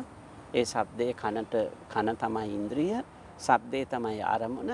ඒක අපේ ඉන්ද්‍රිය සහ අරමුණ සහ ඔක්කොම එකතු වෙලා ගැටිච්ච තැන චක්කුංච පටි අපි ඇසගත්තොත් චක්කුංච පටිච්ච රූපේ චුප්පජ්ජති චක්කු විඥානං තින්නං සංගති පස්සෝ. ස්පර්ශය ඇති වෙන්න අන්න බලන්න ඇසත් එකතු වුණා රූපයත් එකතු වුණා ඒකට අපේ මානසික සම්බන්ධයකුත් ආවා. මානසික සම්බන්ධය ඇවිල්ලා ගැටුම් අර ස්පර්ශ වුණා. එතකොට මේක අපිට සියුම්ම විද්‍යාත්මකව පෙන්වන්න මේ කොහොම එක මොහොතක් තුළ සිද්ධ වෙන ක්‍රියාවලියක්. හැබැයි මේක හේතුඵල සම්තතියකට අනුව සිද්ධ වෙන්නේ. එතකොට දැන් මේ කර්ම නිෂ්පත්තිය වෙන්නේ චේතනා නිෂ්පත්තිය වෙන්නේ මේ කර්ම නිදාන සම්භව කර්මයේ නිෂ්පත්තිය වෙන්නේ කොහොමද? ස්පර්ශය නිසා. ස්පර්ශය නිසා. ස්පර්ශය කියලා කියන්නේ ඉන්ද්‍රිය සහ අරමුණු අතර ගැටුම. එතනින් අපි පටන් ගන්න හිතන්න. එතනින් අපි ඉස්සෙල්ලා කියපු දැන් කපුටෙක්ගේ හඬ ඇහෙනවා. ඒක ඇසීම් ස්වභාවයක් ඇසීම් මාත්‍රයක් පමණ නම් එතන කර්ම නිෂ්පාදනය වීමේ ක්‍රියාවලියට සම්බන්ධ වෙන්නේ නැහැ නේද? ඒ කියන්නේ නිකන් ඇසීම් මාත්‍රයක් විතරයි. ඒක හා බැඳුණු ස්පර්ශයක්. ඒකත් එක්ක අපේ තියෙන අතීත අත්දැකීම් සිටි ඕවා ගැටීමත් එක්ක ඇතිවන ක්‍රියාවලිය. එතෙන් ආවේ නැත්නම් එතන කර්මයක් නැහැ නේද? නෑ කර්මයක් නැහැ. ඒක තමයි දැන් අර මේ ඉන්ද්‍රිය භාවනා වගේ සූත්‍රවල ඉදිරිපත් කරන්නේ දිත්තේ දිට්ඨ මත්තම්පි. සුත්තේ සුත මත්තම්පි. දැක්කීම් මාත්‍රයක් විතරයි. ඒක උගාක් දීනු අවස්ථාවක්. ඒක මේ ලේසියෙන් අපිට මේ දීනු කරගන්න පුළුවන් තත්ත්වයක් නෙමෙයි. මොකක් ගැඹුරු අවස්ථාවක්. ඒකට අපේ ඉන්ද්‍රිය සංවරය ඇති බුදුන් වහන්සේ ඉන්ද්‍රිය සංවරය කියලා කියන්නේ ඒකට තමයි. ඉන්ද්‍රිය සංවරය ඇති කරගන්නවා කියලා කියන්නේ. ඒ කියන්නේ අරමුණු ඔස්සේ හඹාගෙන ගිහිල්ලා සචේතනික මේ කර්ම නිෂ්පාදනය කරන්නේ නැහැ. අන්න එතනයි තියෙන්නේ. එතකොට මේක සම්පූර්ණ මනෝවිද්‍යාත්මක ක්‍රියාවලියක්. සම්පූර්ණයි. කර්ම නිරෝධය හැටියට අපිට දේශ එනවනේ. අපිට තරහ එනවා. ඒ තරහ අර අපේ සාමාන්‍යයෙන් කියන්නේ සත්පුරුෂයන්ගේ තරහ මේ දියේ ඇඳි ඉරක් වගේ කියලා කියනවා. සත්පුරුෂයන්ගේ තරහ දියේ ඇඳි ඉරක් වගේ අසත්පුරුෂයන්ගේ තරහ ගලක කෙටු අකුරක් වගේ කියලා. ඒ කියන්නේ එකකින් අදහස් කරන්නේ මොකද? සත්පුරුෂයාගේ ඇති වෙන යම් හේතු නිසා අපිට කේන් තියෙනවනේ. සත්පුරුෂයා ඒක එතනින් එහාට ගෙනියන්නේ නැහැ. ඒ වෙලාවට මේ ඒක පාලනය කරගෙන ඒක දිගට ගෙනියන්නේ අර කර්ම නිස්පාදනය කරන්නේ නැහැ. අසත්පුරුෂයා අර ගලේ කෙටු අකුරක් කියලා කියන්නේ ඒක වටේ කැරකි ඒකම නැවත නිස්පාදනය කර ඒක වටේම කැරකෙනවා. හරියට අර තනි කණුවක බැඳලා ඉන්න ගවයෙක් වගේ. ලණුව තියෙනකම් වටේ ගිහිල්ලා කාලා ඒක වටේම කැරකි ඉන්නවා. අන්න ඒක තමයි කර්ම නිස්පාතියට හේතු වෙන්නේ කියන්නේ. ඒක මුගක් දාර්ශනික. එතකොට මේ කර්ම නිස්පාදනය වෙන්නේ කොහොමද? මේ ස්පර්ශය මූලික කරගෙන. ඊළඟට කියනවා කතමාංශ බෙක්කවේ කම්මානං වේමත්තතා. කර්මයේ විවිධත්වයක් තියෙනවා. දැන් අන්න ඒක තමයි අර අපි කතා කරපු චුල්ලකම්ම විභංග සූත්‍රයේ තියෙන අර සමාජ විවිධත්වය. සමාජ විවිධත්වය කර්මයේ එක හේතුවක් හැටියට ගන්නවා. බුදු සමයේ සමාජ විවිධත්වය ගැන විස්තර කරනකොට ඒ සමාජ විවිධත්වය කර්මයේ එක හේතුවක් හැටියට ඒකේ විවිධත්වයේ එක හේතුවක් තමයි කර්මය. හැබැයි සියල්ල කර්මය අනුව නෙමෙයි මේ විවිධත්වයේ තියෙන්නේ කියන එකත් අපි මතක තියාගන්න ඕන. එහෙම නැතුනොත් බුදු සමයට කරන අසාධාරණයක්. එහෙම ඔක්කොම සියල්ල කර්මයෙන් වෙනවා කියලා කිව්වොත් ඒක බුදු සමයට කරන අසාධාරණයක්. මොකද බුදුන් වහන්සේ එහෙම ඉගැන්වීමක් කළා නෑනේ. ඒක නිසා. එතකොට මේ කම්මාන කර්මයේ විපාක දෙන විවිධත්වයක් තියෙනවා. කර්ම විපාකයේ විවිධත්වයක් තියෙනවා. අත්ති බික්කවේ කම්මං නිරය වේදිනා. සමහර කර්ම තියෙනවා නිරය වේදිනී. නිරය ඒ කරපු ගමන් නිරය ගන්න. සමහර ඒවා තියෙනවා තිරච්ඡාන යෝනි ප්‍රතිඵලය. සමහර ඒවා තියෙනවා පෙත්තිවිසේ. සමහර ඒවා තියෙනවා මනුෂ්‍ය ලෝකේ. සමහර ඒවා තියෙනවා දිව්‍ය ලෝකේ. අයං උච්චති බික්කවේ කම්මානං වේමත්තතා. මේ කර්මයේ විපාකයේ විවිධත්වයක් තියෙනවා. ඒ කියන්නේ නිරය වේදනීය කර්ම තියෙනවා. තිරිසන් ලෝකයේ උපදීමට හේතු වෙන කර්ම තියෙනවා. එතකොට මනුෂ්‍ය ලෝකයේ උපදීමට හේතු වෙන කර්ම තියෙනවා. දිව්‍ය ලෝකයක උප්පත්ති ලබන්නේ නැහැ. പ്രേත ලෝකයක උප්පත්ති. එතකොට දැන් මේ ඔක්කොම මේ විවිධත්වය ඇති වෙන්නේ කොහෙද? අර සචේතනිකව කරන ක්‍රියාවේ ප්‍රතිඵලයක් තත්ත්වය අනුව තමයි ඒක තීරණය වෙන්නේ. අපි සචේතනිකව කරන කර්මයේ ඒ ක්‍රියාවලියේ ප්‍රතිඵල තත්ත්වය අනුව තමයි ඊළඟ එක තීරණය වෙන්නේ. දැන් එතන තියෙනවා මොකද? අස්මින් සති ඉදං හෝති. අර පටිච්චසමුප්පාද න්‍යායනේ තියෙන්නේ. මේ ඇති කල මේ වේ. නේද? නිරය වේදනීය කර්මයක් අපි කරොත් නිරය වේදනීය විපාක විඳින්න වෙනවා. තිරච්ඡාන වේදනීය කර්මයක් කළත් අපිට තිරච්ඡාන වේදනීය විපාක විඳින්න. එතන මේ ඇති කල මේ වේ. එතකොට බුදුන් වහන්සේගේ මේ කර්මය පිළිබඳව සිද්ධාන්තයේ හේතුඵල මේක අපිට අනිත් පැත්තට හරවන්නත්. ඉමස්මින් අසතේ ඉදන් හොති. මේ නැති විට මේ නොවේ. නේද? එතකොට අපි නිරය වේදනීය කර්ම නොකර ඉන්නකොට නිරය වේදනීය එකක් නැහැ. ඊළඟ එක කියනවා කතමාංශ බෙක්කවේ කම්මානං විපාකෝ. මේකත් වැදගත්. මේකත් අපිට පස්සේ කාලේ වැරදි අදහසක් ඇවිල්ලා තියෙනවා. මේකට ඔය අහෝසි කම්ම වගේ දේවල් ඇවිල්ලා තියෙනවා. එතකොට කතමාංශ බෙක්කවේ කම්මානං විපාකෝ ත්‍රිවිධහම් බෙක්කවේ කම්මානං විපාකං වදාමි. දිත්තේව මෙලවදී විපාක විඳින්න සිද්ධ වෙනවා.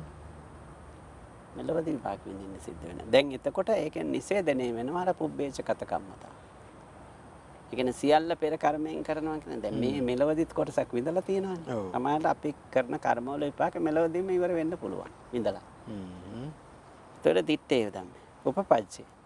දෙවන ආත්ම භාවයේදී විඳින්න සිද්ධ වෙනවා. අපරාපරි ඊට පස්සේ තව එන මේ සංසාරේ කවදා හරි දවසක ඒක විඳින්න සිද්ධ වෙනවා. එතකොට මේ අවස්ථා තුනක් ගැන කර්ම විපාකයේ අවස්ථා තුනක් ගැන කියනවා.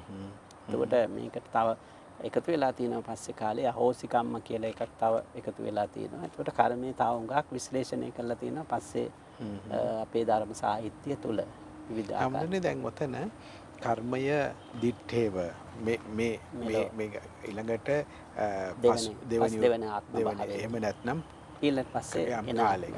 එතකොට ඔය තුන හැර ඔය මුල් අවස්ථාවේ නැද්ද කර්මයක් අහෝසි වෙන තත් එහෙම එකක් මේ මුල් නෑ අහෝසි වෙන එක නෙමෙයි කියන්නේ අපිට පුළුවන් දැන් ලෝණපල සූත්‍රයට ගියොත් ඒක අපේ ඉස්සරහට කතා කරනකොට තේරෙයි මම ඒක නිකන් දැන් ඒ ප්‍රශ්නෙට දැනට උත්තරයක් දෙන්නම් ඒ ලෝණපල සූත්‍රයේ තියෙන්නේ අහෝසි කිරීමට වඩා අර කර්මයේ බලය නැත්තම් සංයුතිය වෙනස් කිරීම කියන එක. සංයුතිය වෙනස් කිරීම එක හරි වැදගත්. දැන් උදාහරණයක් ඇටියට දැන් මෙතන අපි වතුර වීදුරු දෙකක් තියෙනවානේ. මේ වතුර වීදුරුවට අපි ලුණු කැටයක් දැම්මොත් එහෙම අපි දෙන්නටම මේ වතුර වීදුරුව වලදන්න බෑ. මේක බොන්න බෑ. මොකද මේකේ ලුණු රහයිනවා. හැබැයි අර අපේ පිටිපස්සෙන් තියෙන මේ දියවන්නා මේ වතුරට දියවන්නාවේ වතුරට ලුණු කැටයක් දැම්මොත් කොහෙන් බැලුවත් ලුණු රස එන්නේ නැහැ. ඒ මොකද වතුර සංයුතිය වැඩි. වතුර සංයුතිය වැඩි, ලුණු වල සංයුතිය අඩුයි. බයි වීදුරුවේ එනකොට ලුණු වල සංයුතිය වැඩි, කුඩා කැටයක් වුණත් ලුණු වල සංයුතිය වැඩි, වතුර සංයුතිය අඩුයි. හරි. එතකොට දැන් ওই ලෝණපාල සූත්‍රය කියන්නේ අන්න ඒ කාරණේ. ඒකට ඒ අනුව කිසියම් කෙනෙකුට පුළුවන් තමන් සිද්ධ කරපු අකුසල කර්ම වල බලයක් චීන කරන්න. බලය දුර්වල කරන්න. ඒක දුර්වල කරන්නේ කොහොමද? කුසල පක්ෂේ වැඩි කරනවා. කුසල පක්ෂයෙන් ඒක වහලා දානවා. හරි. එතකොට මේ කුසලේන පිතියති කියලා යොදලා තියෙන කුසලයෙන් වහලා දානවා. එතකොට ඒකයි දැන් අන්න ඒක තමයි හාමුදුරනේ අපිට වැදගත් වෙන්නේ බෞද්ධයන්ට මතු කරන්න. බෞද්ධයන්ට විතරක් නෙවෙයි අබෞද්ධ කෙනෙකුට උනත් මතු කරන්න ඒකෙන් තමයි කිසිම තැනක අපි බුදුදහම පිළිගන්නේ නැහැ සදාතනික පෞකාරය. සදාතනික අපායක්. පිළිගන්නේ නැහැ. බුදුදහමේ හැමදෙරනේ සදාතනික අපායක් පිළිගන්නේ නැහැ. සදාතනික මේ පෞකාරයක් පිළිගන්නේ නැහැ. පෞකාරය කියන අදහස නැහැ. අඟුලිමාල චරිතයට ගියාම ඒ සූත්‍රයේ තියෙන අදහස ඉතාම පැහැදිලි. දැන් අඟුලිමාල කියන්නේ මිනිස්සු 999ක් මරපු කෙනෙක්. 99ක් මරපු කෙනෙක්. 999ක්. ඊට පස්සේ ඒ අඟුලිමාල ඊට පස්සේ රහත් වුණාට පස්සේ බුදුන් වහන්සේගේ ඇසුර ලැබුණාට පස්සේ සම්පූර්ණ වෙනස් පෞරුෂයකට යනවා. දැන් අඟුලිමාල චරිතය අපි ගත්තොත් එහෙම අවස්ථා තුනකදී පෞරුෂ තුනක් පෙන්වම් කරනවා. එකක් තමයි අහිංසක විදිහට ඉන්න එක පෞරුෂයක්. ඒකට එයා හොඳ සුවචිකීකර ශිෂ්‍යයෙක්. ශිෂ්‍යයා අර වගේ දරුණු අපරාධකාරයෙක් වුණේ මොකක්ද? තමන්ගේ යහළුවන් සහ ගුරුවරයාගේ මැදිහත් වීම. ප්‍රතිඵලයක් ඇති. ඒ අපරාධකාරය. ඒකට අපරාධකාරයා සමාජ නිර්මිතයක් කියලා කියන එක හරිනේ. හැදිලි. ඊළඟට ඔහු අපරාධකාරයාගේ පෞරුෂය ඊට පස්සේ. ඔහු අඟුලිමාල කියන චරිතය. ඒකට අහිංසක නෙමෙයි තනින් ඉන්නේ අඟුලිමාල. ඊට පස්සේ බුදුන් වහන්සේ හමුවට ගියාට පස්සේ බුදුන් වහන්සේගේ ඇසුරෙන් මොකද වෙන්නේ? අර සම්පූර්ණ අර දරුණු මිනිමරුව රහතන් වහන්සේ කෙනෙක් බවට පරිවර්තනය වෙනවා. ඒතර ඔහුගේ ඊළඟ චර්යාව ගත්තා.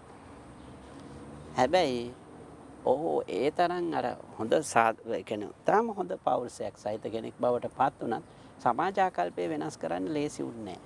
ඒක නිසා තමයි අර පිණ්ඩපාතේ යනකොටත් මිනිස්සු ගල් මුල් ගැහුවේ. ගල් මුල් වලින් පහර දුන්නේ. මොකද හේතුව ඒ මිනිස්සුන්ට තමන්ගේ අම්මා නැති වුණා, තාවෝදරය නැති වුණා, දරුවා නැති වුණා, ඥාතිවරය නැති වුණා. එයි මේ මිනි මැරුවනේ 999ක්. ඒතකොට ඒ 999ම අයිති පවුල් තියෙනවා. ඒ අතර ස්වාමිවරු වෙන්න, බිරින්දෑවරු වෙන්න, මව්වරු වෙන්න, පියවරු.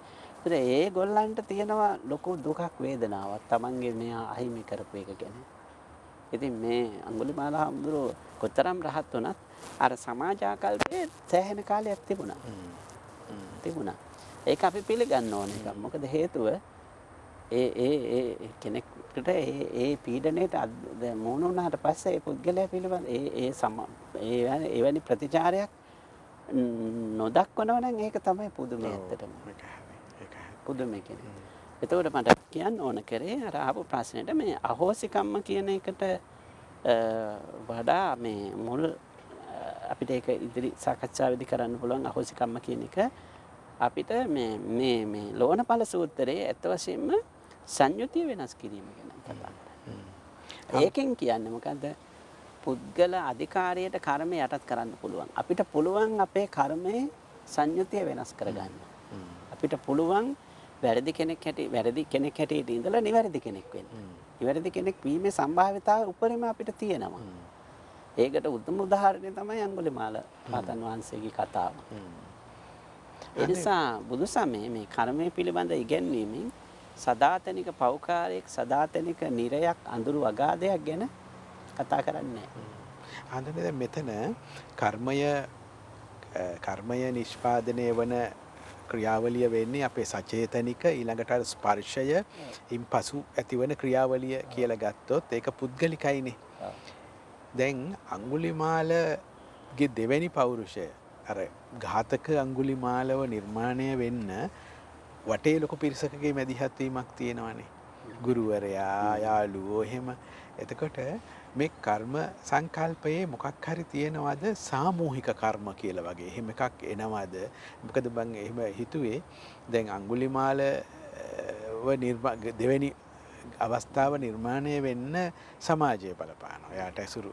එතකොට මේක එතකොට ඒ අංගුලිමාලගෙන් පීඩා විඳින මිනිස්සු ආදරය කරපුවයි නැති වෙන මිනිස්සු අංගුලිමාලගේ මැදිහත් වීමෙන් එක වෙන්නේ. නමුත් අංගුලිමාල නිර්මාණය වෙන්නේ සාමූහික දෙයකින්නේ. ඕක කොහොමද මොකක් හරි තියෙනවද? එතන මෙහෙම කර්මය සාමූහිකව කියන්නේ ඒ දැන් අකුසල කර්මයක් සාමූහිකව වෙකිමුක මිනිමැරීමක් සාමූහිකව එකතු වෙලා සිද්ධ කරනවායි කියලා. හැබැයි ඒ සාමූහිකව එකතු වුණත් ඒ පුද්ගලයාගේ පුද්ගලික මානසික සාධකයේ තමයි මුල් වෙන්නේ. ඒක සචේතනිකයි කියලා කියන්නේ. ඒකයි. චේතනාව දැන් අපි කියමුකෝ අපි කියනවා තව කෙනෙකුට මට මෙයාව මරන්න උදව් කරන්න. ඔයත් එන්න මේකට කියලා. එතකොට එයා ඒක පිළිගෙන එයා ඊට පස්සේ එයාගේ මනසෙන් ඒකට ක්‍රියාත්මක වෙනවා. ඔව්. එතකොට ඒකයි. දැන් අතන අපි කියමුකෝ අර තමන්ගේ ඥාතින් අහිමි වෙච්ච ජනතාව අංගුලිමාල කෙරේ ද්වේෂය ඇති කරගත්තේ පුද්ගලික අත්දැකීමක් තමයි එතන තියෙන්නේ. එක එක්කෙනාගේ පුද්ගලික ඥාතීන් මැරුවේ. ඒකට ඒගොල්ලෝ අන්තිමට සංවිධානයක් බවට පත් වෙනවා. ඒ කියන්නේ අර ඉන්දිතයන් සියලු දෙනාම එතන කියන්නේ දුක්ඛදායක අත්දැකීම් තියෙන නිසා ඒහා සමාන තවත් දුක්ඛදායක අත්දැකීමක් තියෙන කෙනෙක් එකතු වෙන්න පුළුවන්. හැබැයි ඒ ඔක්කොගේම අවසානයේ මානසික විග්‍රහයට ගියාම තියෙන්නේ පුද්ගලික අදහස. පුද්ගලික මේකක් තියෙන. ඒකයි සචේතනික කියලා. දැන් මේ මෙතන තව සූත්‍රයක කියන්නේ ඒකයි කම්මස්ස කෝම්මි කම්මදායාදෝ කම්මයෝනි කම්මබන්දු කම්මපරිසරණෝ යං කම්මං කරිස්සති කල්යාණං වා පාපකං වා තස්ස දායාදෝ. කර්මේ ස්වාමියා මම. මගේ කර්මේ ස්වාමියා මම. ඔබ වහන්සේගේ කර්මේ ස්වාමියා ඔබ. එතන මම යම් අකුසල කර්මයක් කරනවා නම් ඒක මගේට අයිති එකක්. ඒක ඔබ වහන්සේට කරන්න බෑ. දෙන්න බෑ. ඔබ වහන්සේ කරන කුසල හෝ අකුසල කර්මයක් තියෙන පව් හෝ පින් හෝ අකුසල කර්මයක් තියෙනවනේ ඒක ඔබ වහන්සේ. මම කරන දේ මම. තවත් කෙනෙක් කරන දේ තවත් කෙනෙක්. ඒකයි කිව්වේ මේ කම්මදායාද සූත්‍රයේ තියෙන්නේ කර්මය අපි කරන කර්මයේ හිමිකරුවා අපි. වගකීම අපේ තියෙන්නේ. ඒකට සාමූහිකව එකතු වුණාද පුද්ගලිකව එකතු වුණාද කියන එක දෙගත් වෙන්නේ නැහැ. හැබැයි බුදු සමය මේ සාමූහිකත්වය ගැනත් කතා කරනවා. දැන් ප්‍රාණඝාතය කරනකොට කෙනෙක් මේ තමනුත් කරනවා පරම්පි තතත්තාය සමාදපේති. අනිත් අයත් ඒකට මෙහෙවනවා. මෙහෙවීම කරන්න පුළුවන්. මෙහෙවීම කරාට ඒ විපාක එනකොට ඒක මෙහෙවපු පුද්ගලයාට වෙනම අනිත් එක්කෙනාට වෙනම. එතකොට මේ කර්මයේ විපාක දෙන්න පුළුවන් ditta dhamma වේදනීය, උපපජ්ජ වේදනීය, අපරාපරිය වේදනීය. ඊළඟට කියන මේ කම්ම නිරෝධෝ කතමාංච භික්කව කම්ම නිරෝධෝ. කම්ම නිරෝධෝ භික්කවේ පස්ස නිරෝධෝ. පස්ස නිරෝධෝ කම්ම නිරෝධෝ. ස්පර්ශය නිරුද්ධ කිරීම තමයි අර ඉන්ද්‍රිය සහ අරමුණු අතර ගැටුම නතර කරන එක තමයි මොකද කර්ම නිරෝධය. මොකද එතනින් මුලින් වැළැක්වාම සචේතනික தත්ත්වයට යන එක වලකිනවා. සචේතනික தත්ත්වයට යන එක වලකිනවා. මේක තාම ගැඹුරු කාරණා. ඒක නිසා තමයි ඉන්ද්‍රිය භාවනා වගේ සූත්‍රවල දේශනා කරේ දිත්තේ මත්තම්. දැන් ඔක උදාහරණයක් හැටියට ගත්තොත් එහෙම අර ඔබ කියවලා ඇති මහගමසේකරගේ ප්‍රබුද්ධ කියන. ඒ ප්‍රබුද්ධ කියන එකේ එක තැනක තියෙනවා සෑම එතන පුරුෂයන්ට ආරෝපණය කරලා තියෙන්නේ. ඔවුන් මනසින් දකින කාන්තාවන් නිරුවත් කොට ඔවුන් සමග කාම සම්භෝගයේ දෙනවා කියලා. ඒක මනසින් කයින් නෙමෙයි. ඒතර ඕක තමයි ඔය චින්තන ඒ එතනින් පැහැදිලි කරන්නේ ඒ උදාහරණේ ගත්තම් මේ ප්‍රබුද්ධ කියන එකේ මහාගමසේකර ඔ කියන්නේ මේ අපේ මනසේ තියෙන යථා ස්වභාවය. යථා ස්වභාවය. දැන් බුදුන් වහන්සේ අපිට කිව්වේ මොකද්ද? එච්චර දුර යන්න එපා. දිත්තේ මත්තම්. සුත්තේ සතම. ඒතර බුදුන් වහන්සේ කිව්වේ නැහැ මේ රූප බලන්නේ නැතුව S2 පියාගෙන ඉන්න කියලා. එහෙම ඉන්ද්‍රිය සංවරයක් ගැන කතා කරන්නේ. ඒක ප්‍රායෝගික නෑනේ. ඔව්. එහෙම ප්‍රායෝගික නෑ. ඒකයි උන්වහන්සේ කිව්වේ එහෙමනම් අර පාරසරිය ඇහුවම ඇස් දෙක පියා ගන්නවා කිව්වම ඒක එහෙමනම් මේ ලෝකයේ ඇස් පේන්නේ නැති අය තමයි හොඳම සංවරය කියලා. බුදුන් වහන්සේ කියන්නේ නෑ රූප දිහා බලන නොබලන එක නෙමෙයි රූප දිහා බැලීම නෙමෙයි වැරදි. ඒ රූප නිමිති හැටි අරගෙන ඒවා සචේතනික නැවත නැවතත් ඒවා ප්‍රතිනිෂ්පාදනය කරමින් ඒවා පිටිපස්ස හඹා යෑමෙන් වළකින්න කියලා. එතනයි තියෙන්නේ. දැන් අපි ගත්තොත් එහෙම රූප, ශබ්ද, ගන්ධ, රස, ස්පර්ශ, ධම්ම කියන මේ අරමුණු පහය සම්බන්ධයෙන් මෙහෙමනේ අපි දැන් සංකල්ප නිර්මාණය කරන්නේ. අපි ජාතිය හෝ ආගම හෝ කුලය හෝ බලය හෝ පළාත හෝ නැත්නම් කලාපය හෝ ආදි වශයෙන් අරගෙන අපි සංකල්ප නිර්මාණය කරගෙන ඒ සංකල්පවල 16න් බවට අපිපත් වෙලා තියෙනවා. ඒකට ඒවත් එක්ක අපි කර්ම නිෂ්පාදනය කරනවා. එතකොට බුදුන් වහන්සේ අපට කියන්නේ මේවා මේ අර සචේතනික தත්ත්වයට පරිවර්තනය කරගන්න එපා කියන එක. ඒකයි මෙතන පස්ස නිරෝධෝ කම්ම නිරෝධෝ කියලා කිව්වේ. එතකොට මාර්ගය මොකද්ද කියලා අහනවා. අය මේ වරිය වට්ටින්ගෝ මගෝ කම්ම නිරෝධ ගාමිනී පටිපදා. එතකොට මෙන්න මේ කර්ම නිරෝධ ගාමිනී ප්‍රතිපදාව තමයි ආර්ය අෂ්ටාංගික මාර්ගය කියලා කියන්නේ. දැන් අපිට පැහැදිලි අපි අපේ සාකච්ඡාවේදී අපි සූත්‍ර කීපයක් ආශ්‍රය කරගෙන මූලික සූත්‍ර. එකක් තමයි අපි ගත්ත නිබ්බේධික පරියාය සූත්‍රය සහ කම්ම නිදාන සූත්‍රය. දැන් මේ සූත්‍ර දෙකේ අන්තර්ගතයේ අපි නැවත සමාලෝචනය කරොත් අපිට ඉතා පැහැදිලි වෙනවා. කම්ම නිදාන සූත්‍රයේ විස්තර කරන්නේ කර්මයට මූලික වෙන්න ලෝභ දෝෂ මෝහ, අලෝභ දෝෂ අමෝහ කියන අකුසල සකුසල. ඒ කියන්නේ ඒකෙදී අපි කිව්වා ඒවා සුගති කර්ම, දුගති කර්ම කියලා. ඒවා අපි සුගති සහ දුගති වශයෙන් වෙන් කරා. ඒතර පින් පව් සහ අකුසල් වශයෙන් අපි වර්ග කරා. ඒතර ඒ වගේ ප්‍රතිඵලයක් අපි කිව්වා සුගති සහ දුගති කියලා. ඊට ඊටම වැදගත්ම නිර්වචනය එන්නේ මේ නිබ්බේධික සූත්‍රය. නිබ්බේධික සූත්‍රයේ එන පාඩේ තමයි චේතනහම් භික්කවේ කම්මං වදාය. චේතේත්වා කායන වාචාය මනස කම්මං කරෝති කියන එක. ඒකට මේක සචේතනික ක්‍රියාව. එතකොට දැන් අපිට පැහැදිලි මේ සියලුම සචේතනික ක්‍රියා තමයි කර්ම වෙන්නේ. සචේතනික ක්‍රියා. මනස සචේතනිකව සහ අචේතනිකව ක්‍රියාත්මක වෙනවා මනස.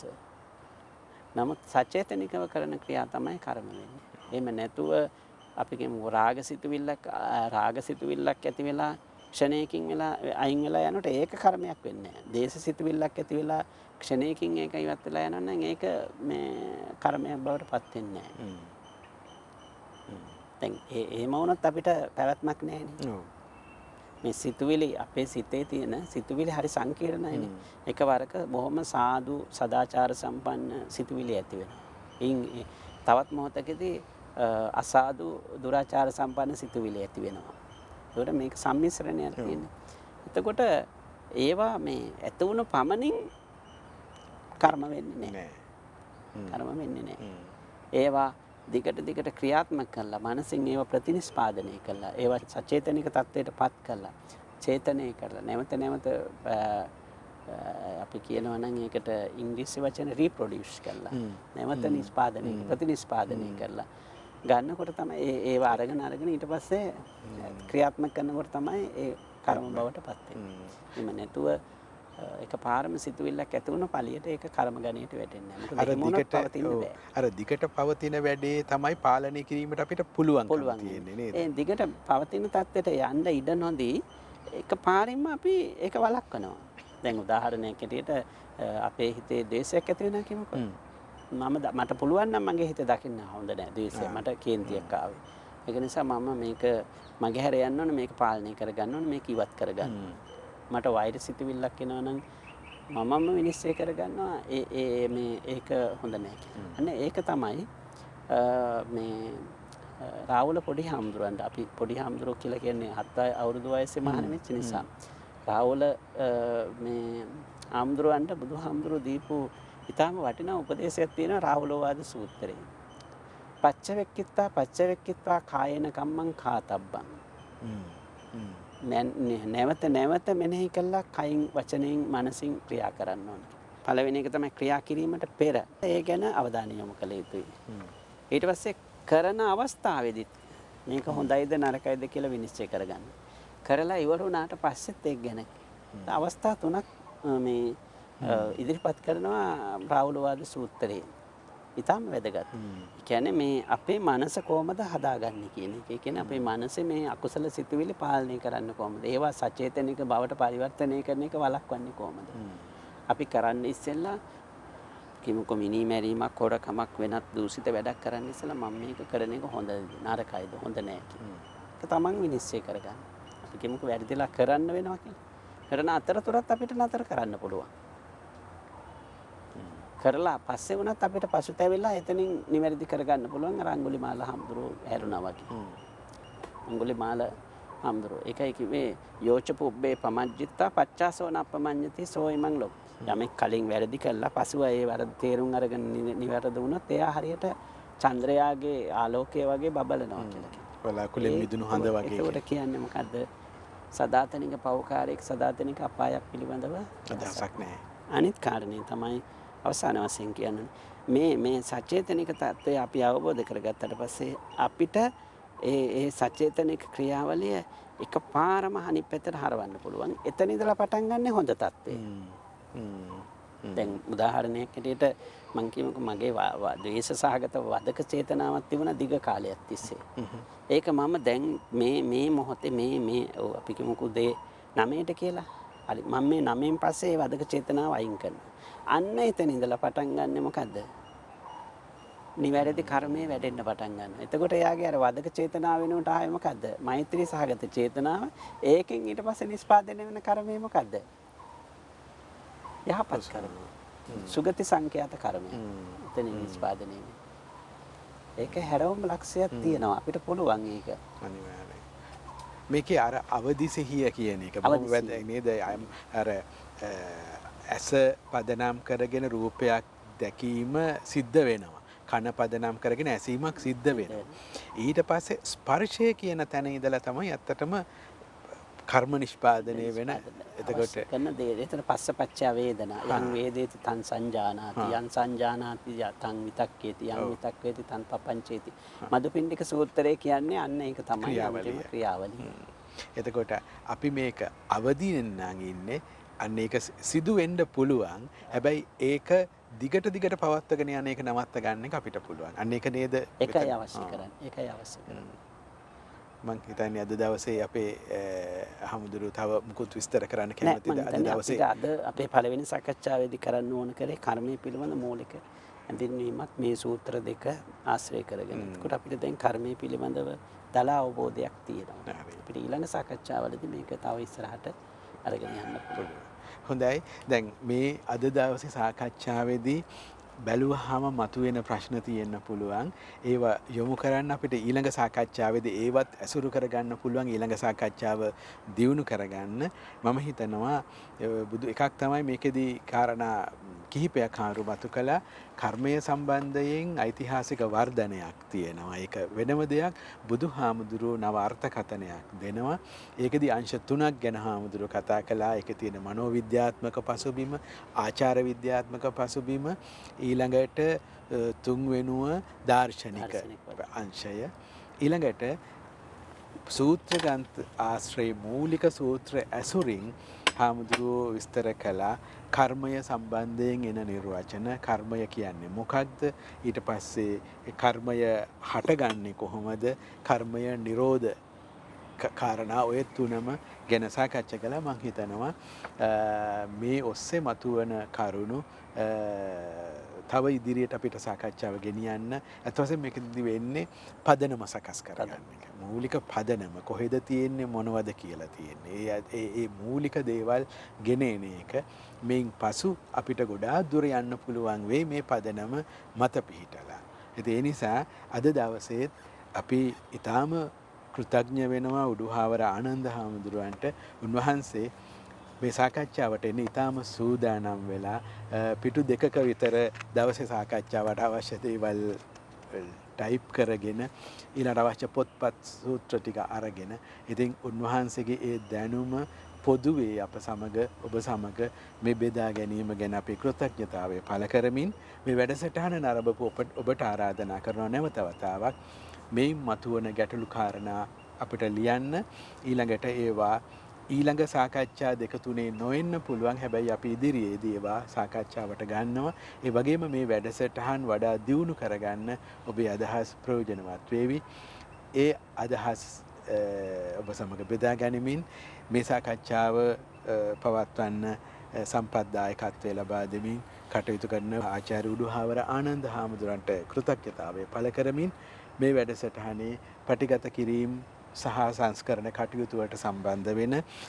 යටලමත්තේ කුසලානන්ද හාමුදුරුවෝ ඊට පස්සේ හරිනි දිසානායක රිමල් ඩංගොල් රංජිත් ඇතුළු හැම දෙනාටම කෘතඥ වෙමින් කෝට්ටේ පාර්ලිමේන්තු පාරේ කුඹගහදුවේ දියවන්නා ඔය අසල වල්පල රාහුල ආයතනයේ සිට අද දවසේ අපි ඔබෙන් සමුගන්නවා. ඔබ හැම දෙනාටම සුවපත් වූ කාලයක්.